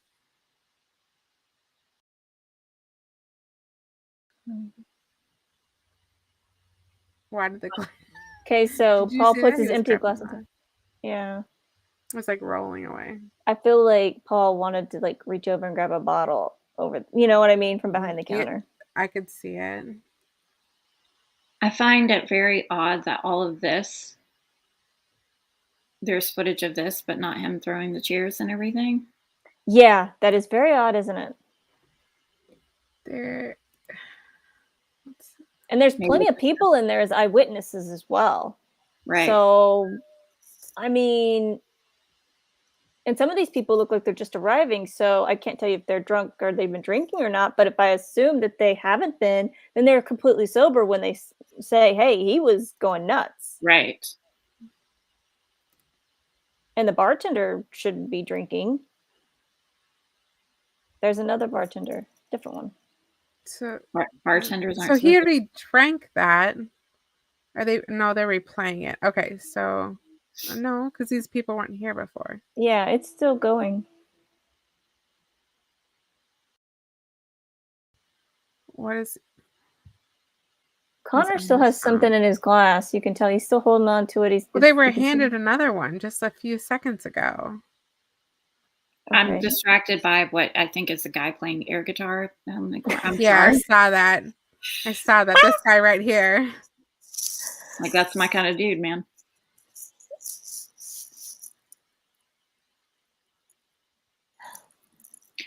Okay, is that not a little freaking kid over with the white shirt and the black hat that just came in? That looks like a freaking toddler almost. He looks even younger. Okay, that could be just a thin female or male. Oh, that's true. That looks like a little This kid. guy is having a time. I think he may have had a drink or two. Maybe. A little bit. But he's happy. Yeah. Happy drunk can be better than an angry drunk, like Timmy. Yeah. So let's see here. Let's put it on. Is Connor's uncomfortable because he's just standing up. He's not even trying to relax. I feel like he's uncomfortable. My opinion on Connor is he's one of those people that he knows Paul has the family, has the connections, he wants to fit in, but he also has somewhat of that morale compass that he's kind of like, hey. I mean, he keeps looking around too, like seeing who's coming in and all that. Like, wonder if he feels like he has to babysit him. You know what I mean? Like that, he always. Yeah. You're And even with his shot, I feel like he drinks kind of like me. When I have a hard liquor like that, I'm just not throwing it back. I'm a sipper. Yeah. Because I tend to like fall asleep if I were to do that. So I'm not just someone that can just toss them back like that. And you can still see like Connor has and he at keeps least checking half his in his phone. glass. Yeah. So I imagine the others finished, are probably texting him like, when are you coming back? Like, we want to go home. We're tired. They've been drinking, like they're ready to go. And they're waiting because I Paul would be in there like, come on. I would be that Yeah, I chick. would be too. I'd be like, I'm getting an Uber. I will see you when I see you. Yeah. So no, I this one wouldn't did have had at waited least around. 2 drinks, and it almost looked like, because the bartender just came back over, it almost looked like he asked for one more. Oh, So, this might be the lemon drop. yeah, okay, that's So the another. Jaeger was first. Not that that matters, but Okay, I no, mean, it wait. could, depending on the alcohol. But why is Connor's wallet out and not Paul's? Because it was said Paul's mom's. Paul showed his brother's ID. But he used his mom's credit card to pay for the drinks. But Connor just pulled it. Was that his? Maybe it was his cell phone, but it sure looked like his wallet that he pulled out. Maybe he did, and Paul was like, "No, I got it," kind of thing. See, no, look, his wallet's look. right there. Yeah. Oh. That's Connor. But she said on the episode that it was Paul's mom's. Paul Yeah. Who is he talking to now? Is he talking to the person beside him? A random person. Yeah. Yeah. I bet you anything this is. Oh, look. See, Connor kind of moved a little bit in between. And okay, so I have it on 2 times. So let me slow it down to normal. Because now it's going to be, we're going to see what they're like.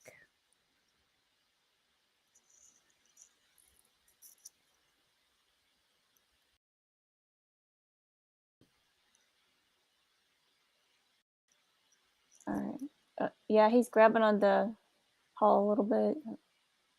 Oh, he's shaking his hand. Maybe he knows him.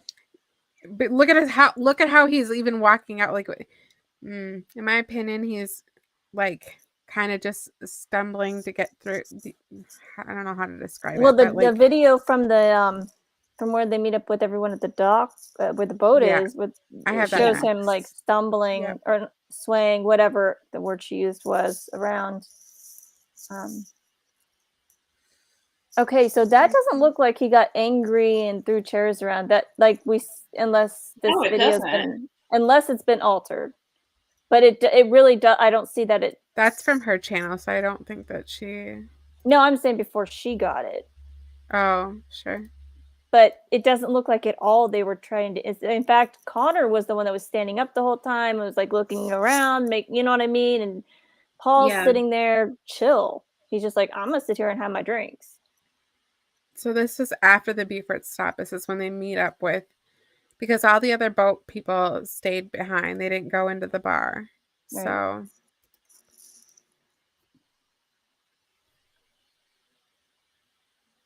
even his stance, he's like kind of like every once in a while his leg will go like a little too far off to the. Yeah, he's having trouble. Okay, so this is Paul. I'm assuming that's his girlfriend. I know at one point that they point out who's. Yeah, Mallory and Anthony. So I think that the one in the black coat that he was talking to is his girlfriend.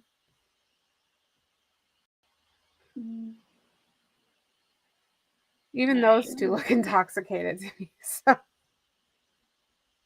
Well, and that's, I mean, but oh, look, they're happy. Oh, that's really sad. They're walking slow. Hi, Tiny.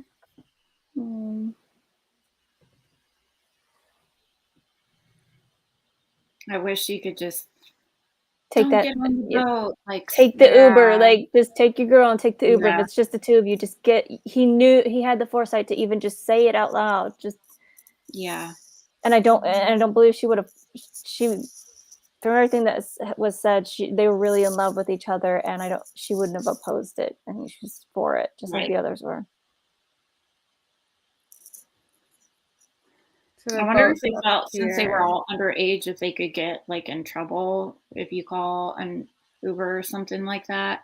But I mean, think about it. Think of how many people they called right after the accident and how many connections they have. Right. They called anybody to come and pick them up, and I'm sure they wouldn't have been in trouble.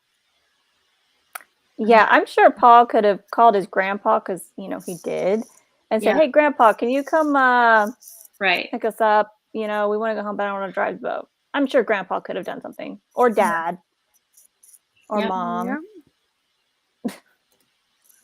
Yeah. Seems arrogance. Like, no, I'm not. I can do it. I'm okay. I'm a man or something. I don't know.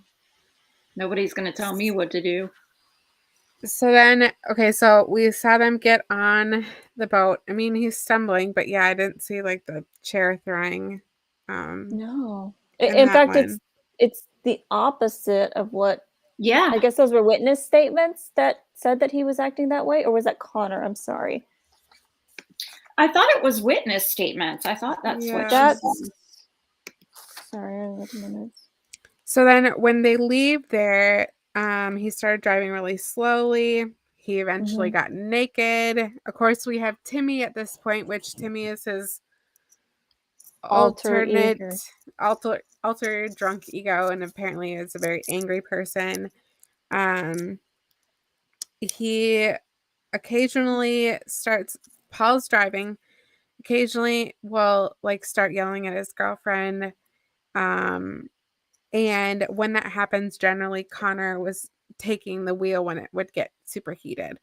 There was 3 noted points where Connor took the wheel and Paul had yelled at his girlfriend. He was driving slow and erratic and driving in circles. This is Paul. And this is going on for over an hour, to a point where it all kind of came to a head. And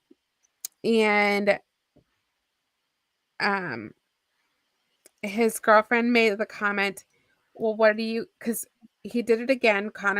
In the last one, Connor took the wheel and he was arguing with his girlfriend.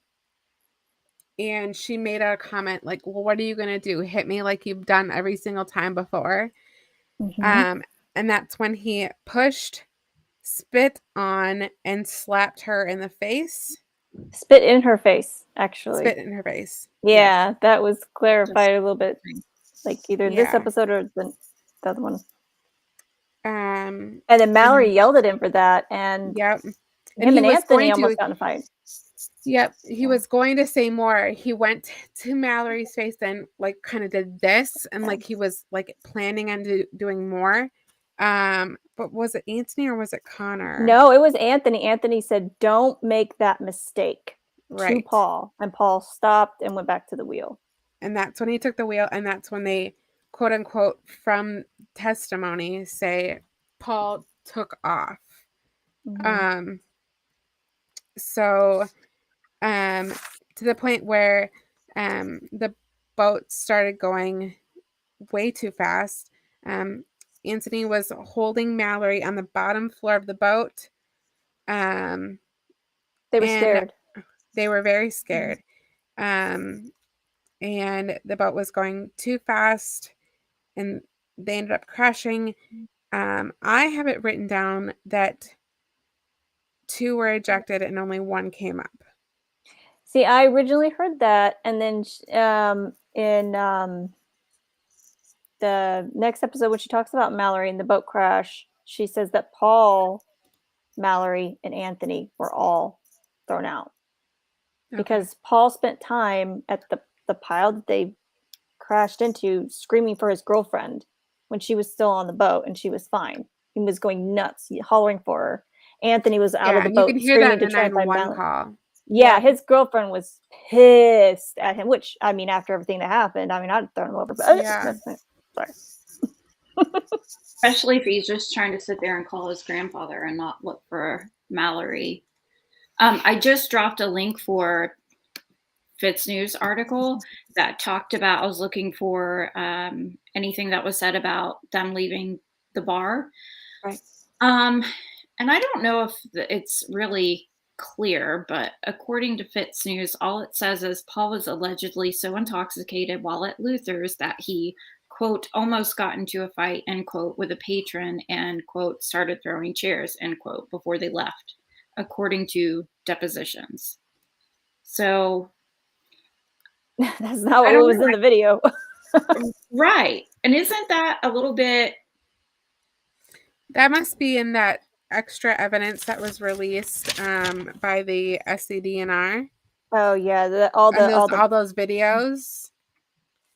And I know some of them are available, like if you sleuth them out. I'll be right back. Just hold. Keep going. I'll be right back. Yeah, I'll just wait for a second. But yeah, the ones that I've found don't display that. From the South Carolina DNR? Yeah. Gotcha. In episode 5, that's where she kind of starts off saying that there was a bunch of videos that were released in that evidence, kind of showing the chilling last hours of and some of that she was even saying how it's weird that there still seems to be evidence missing, like his wallet with the fake ID and all that stuff. So his phone wasn't taken from the scene, and he was never given an FST. Right. He was never arrested. Did that on their own, just because they weren't sure he was suffering from a head injury because he was acting so belligerent in the hospital and in the ambulance on the way there. Yeah, they even had to send a police officer with him in the ambulance because he was so belligerent. So, and I do have the 911 call, so I'll play that while Maria comes back. Okay. If I turn off my camera for 1 second, it's because I got a cat issue going on behind me. So. Let's see here.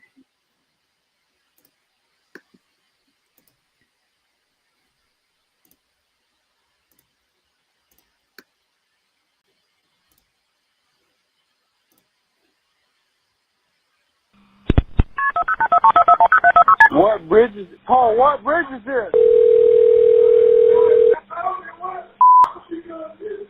Paul, what bridge? 911, where's your emergency? Hello? Police, fire, EMS? Hello? We're in a boat crash on Arthur Street.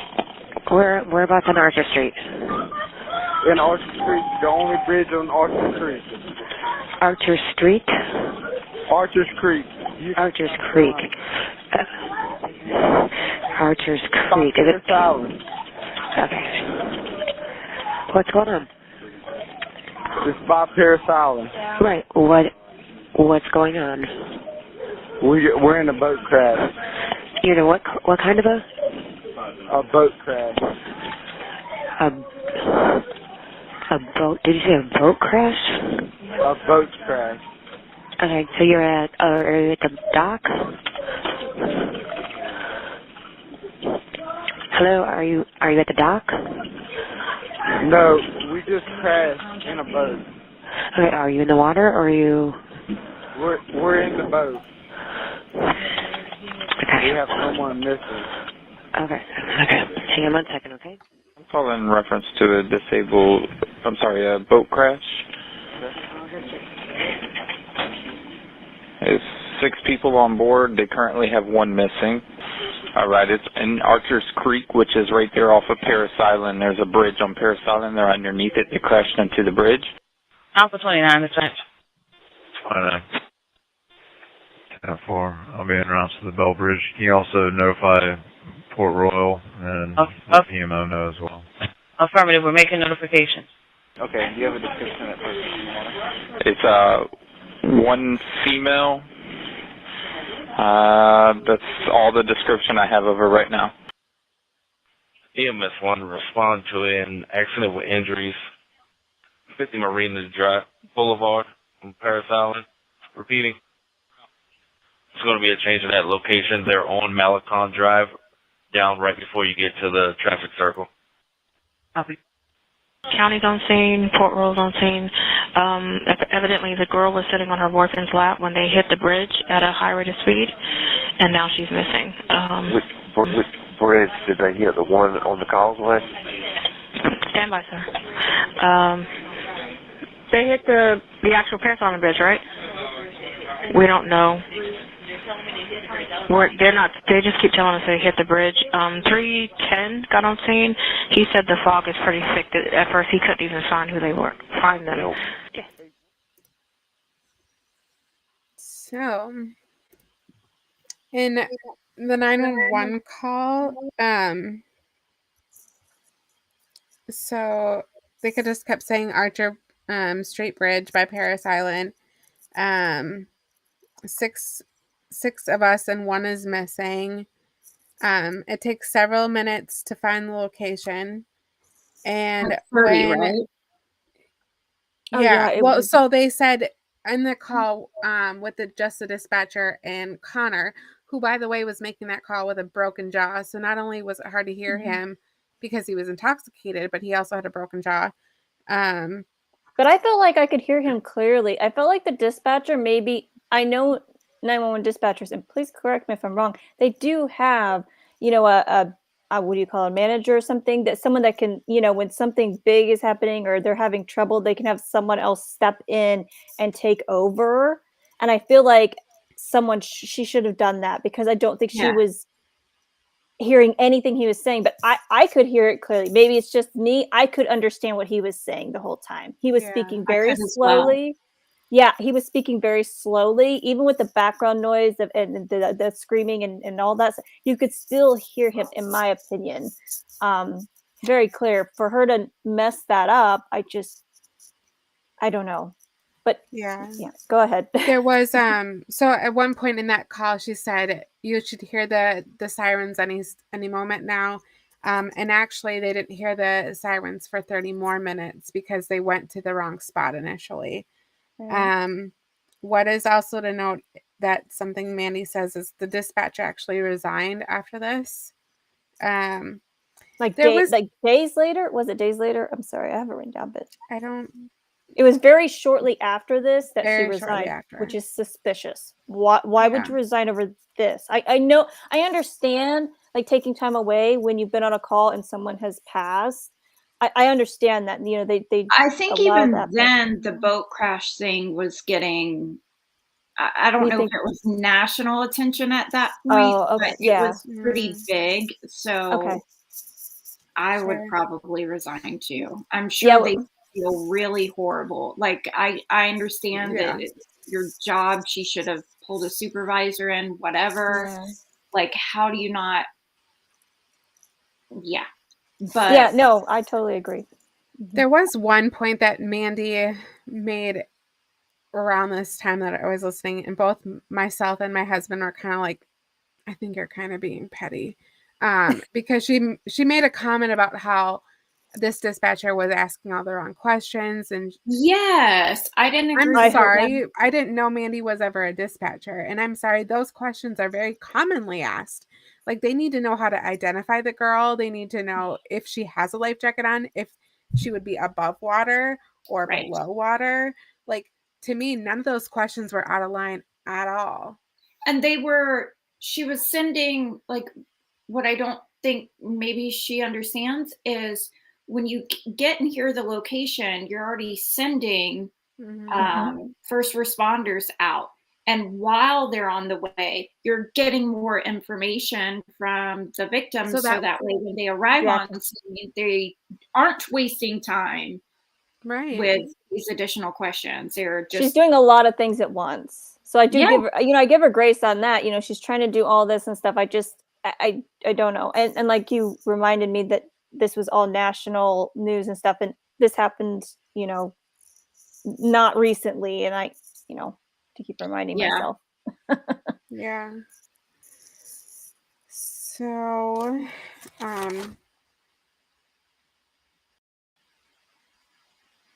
Just looking back at my notes. So basically, Anthony told the cops and nobody disagreed as far as the other boaters go, that Paul was driving. And Paul did not receive by cops. He was not arrested. He was never booked. He was no booking photo was ever taken of him. The one that eventually happened was actually taken in a courthouse on an iPhone. He was never arrested. There, at this point, Mandy does let us know that there is a obstruction of justice case that is still ongoing. Maybe JC, you could let us know if it's finished now at this point, because that was months ago. It's with the grand jury in Colombia. Yeah, in Colombia. Right. To see if it should even go to trial. I don't think I've heard updates on that. Okay. And I think especially with, the things that happen with Maggie and Paul later. It might take a while because there's going to be a lot more going.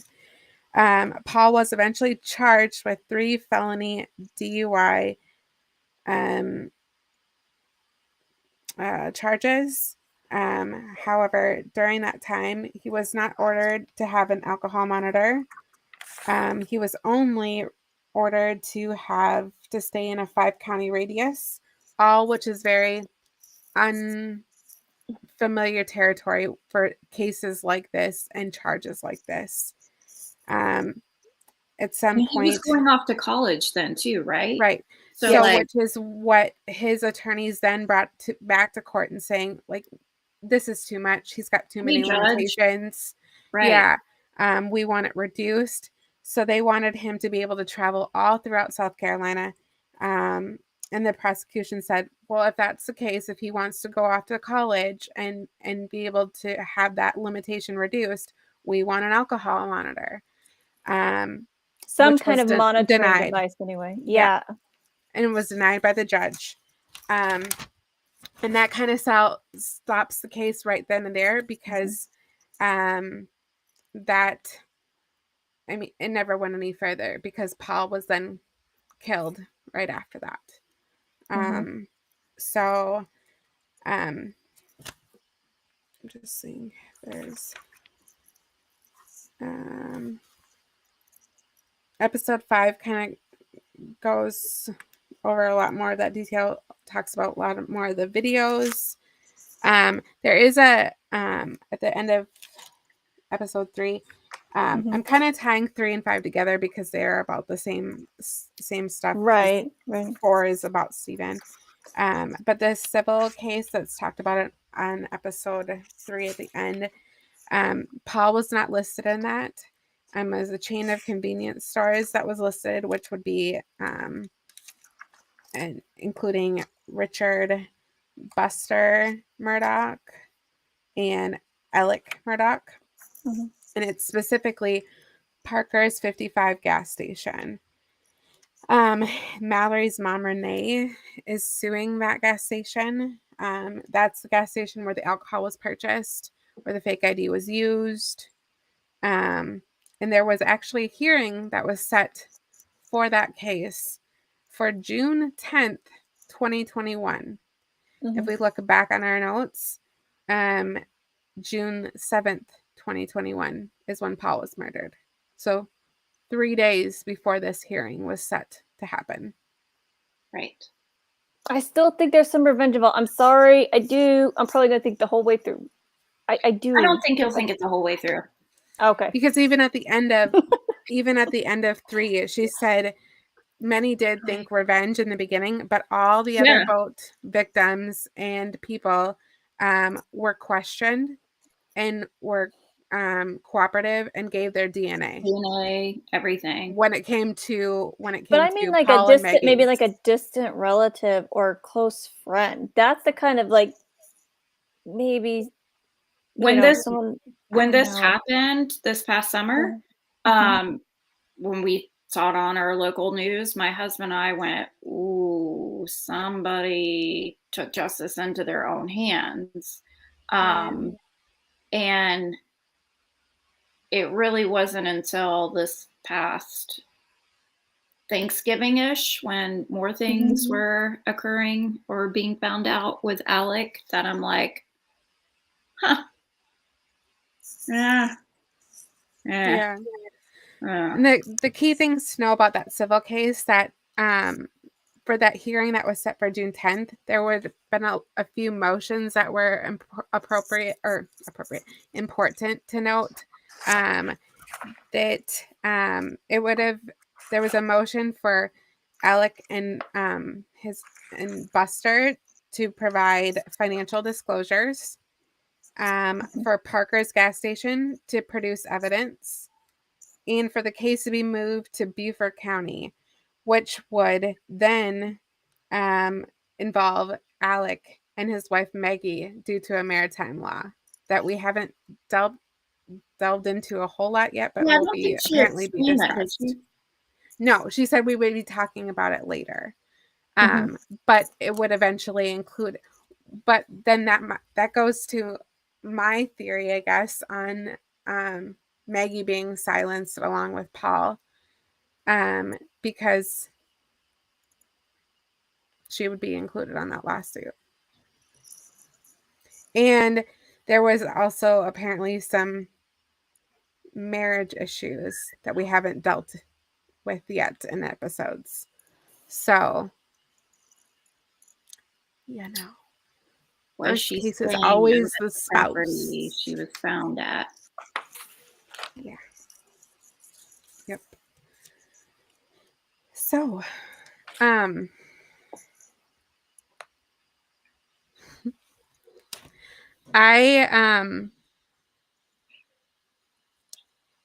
been live for like 2 hours and 15 minutes, and my husband's a little frustrated because we had some plans.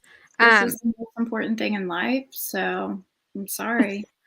But now that we have like 3 and 5, or at least most of 3 and most of 5, I feel like I could whack out a stream before ACMs tomorrow, to go over the rest of 5 and more into Stevens. Part 2 of Stevens. I know there's so much. There's so many details. There's so much. So, what about doing that at like 5:30 my time, 6:30 your time? It's a possibility. I can at I'm least. I'm good. Okay. I'm good. I can do that time, or you can a later hop time in when you can. So, because I feel like we've gotten all of 3s talked about, and we've dipped into 5 because of 3s. There's a few little details with 5, but then 4 is kind of mixed in there, dealing more with Steven. And I feel like jumping down that whole road, we might be on here another 2 more hours, and I might have a very upset spouse. Because there's a lot of interviews that take place in episode 4 with regards to Steven, that Officer Duncan. It's almost like a whole additional case. Yeah, it is. I refer to him as Officer Dunkin' Donuts. I don't really particularly care for Dunkin' Donuts, and I don't either. We've heard the cop and donuts thing for years growing up, so that's what I call him. It's very fitting. I don't like him, but yeah. So I will schedule that. Anybody who hasn't listened to this, you need to listen to it. The Murdaugh Murders podcast. Yes. And she does, like, we've kind of put 3 and 5 together. She does go from like Mallory back to Steven, back to Mallory. And so I don't want to say she jumps around, but that's she does, but she's investigating it and putting the episodes out as she's investigating it. Yeah. So these happened or she put them out as things were happening. Right. So it seems like they're jumping around, but if anybody, but they're not. Right. Right. And you can do enough right now. She's got them listed like part 1, whatever. Like if you just wanted to listen about the boat crash, you can go and listen to Who Killed Mallory Beach Part 1 and 2. And they may not be in chronological order, but you can hear the story as a whole, so to speak. And the same thing with Stephen. Yes. And blah, blah, blah, and blah, blah, blah, blah, blah, blah, blah, blah. So look for, I guess, part 2 of this one for tomorrow. And then my plan for going forward All of would them be this week. I expect both of you. Wednesday will be a fashion place with Megan on Wednesday will be ACM's another Fashion for episode of Tomorrow. the Murdaugh Murder Podcast. JC's Thursday trolling us. potentially She's trolling us to get these Thursday all done now. potentially will be episodes 6, 7, and 8. If y'all are down for that, let me know in the comments. Yes, because 8 is 13 minutes. Oh, okay. So yeah, but how long is it gonna take me to write my notes and pauses? Well, that's our problem. That's not the subscribers' problem. My 10 pages on episode. I'm working on a flow chart. I want it to be a little bit more interactive so that when I click on it, you guys can kind of see like how everything kind of intertwines. Obviously, I can do it on Canva. I love Canva, but I'm a perfectionist. Hold up a poster board. That's what I thought she was talking about, but she's flow chart, and I don't know what she's talking about. My perfectionism takes over sometime. Horrible as this may sound, this has been fun. Thank you both for sharing your stories too and your experience. Thanks. And I appreciate that. Just hearing things that I would not know to think about, like not being able to share what I'm going through with anybody because of legal reasons. So thank you guys for sharing that. And thank you for listening to this. So I can have people to talk to you about it. My husband is like, he cares, but he doesn't really care.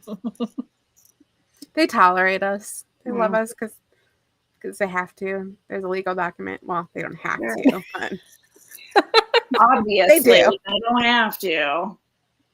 I'm alive. I hear mine getting hangry, and I'm kind of like, okay. So let me know in comments about the stuff I talked about at the beginning of the stream. If you want a Pickle Q&A, I'm down for it. Just send me questions to DMs. Like I said, Wednesday will be ACM Fashion Place with Megan. Tomorrow will be part 2 of this at around 5:30 Central Time. And then we will look forward to potentially doing 6, 7, and 8 on Thursday. We will return on Friday with Dumb Dills and Drinks. Sorry, y'all. I needed a hot minute to take a mental health break. But that will be back on Friday. And yeah, so busy week this week. And Pooter. Boofer and Pooter. And I'm going to break out probably my fashion potato. So that would be so cool. We'll just take it out for the night. Thanks for coming, y'all. Replay Clue. I appreciate y'all. Let me know in the comments any other questions or things you want to see, and I will see y'all tomorrow. Bye, guys. Bye, everyone.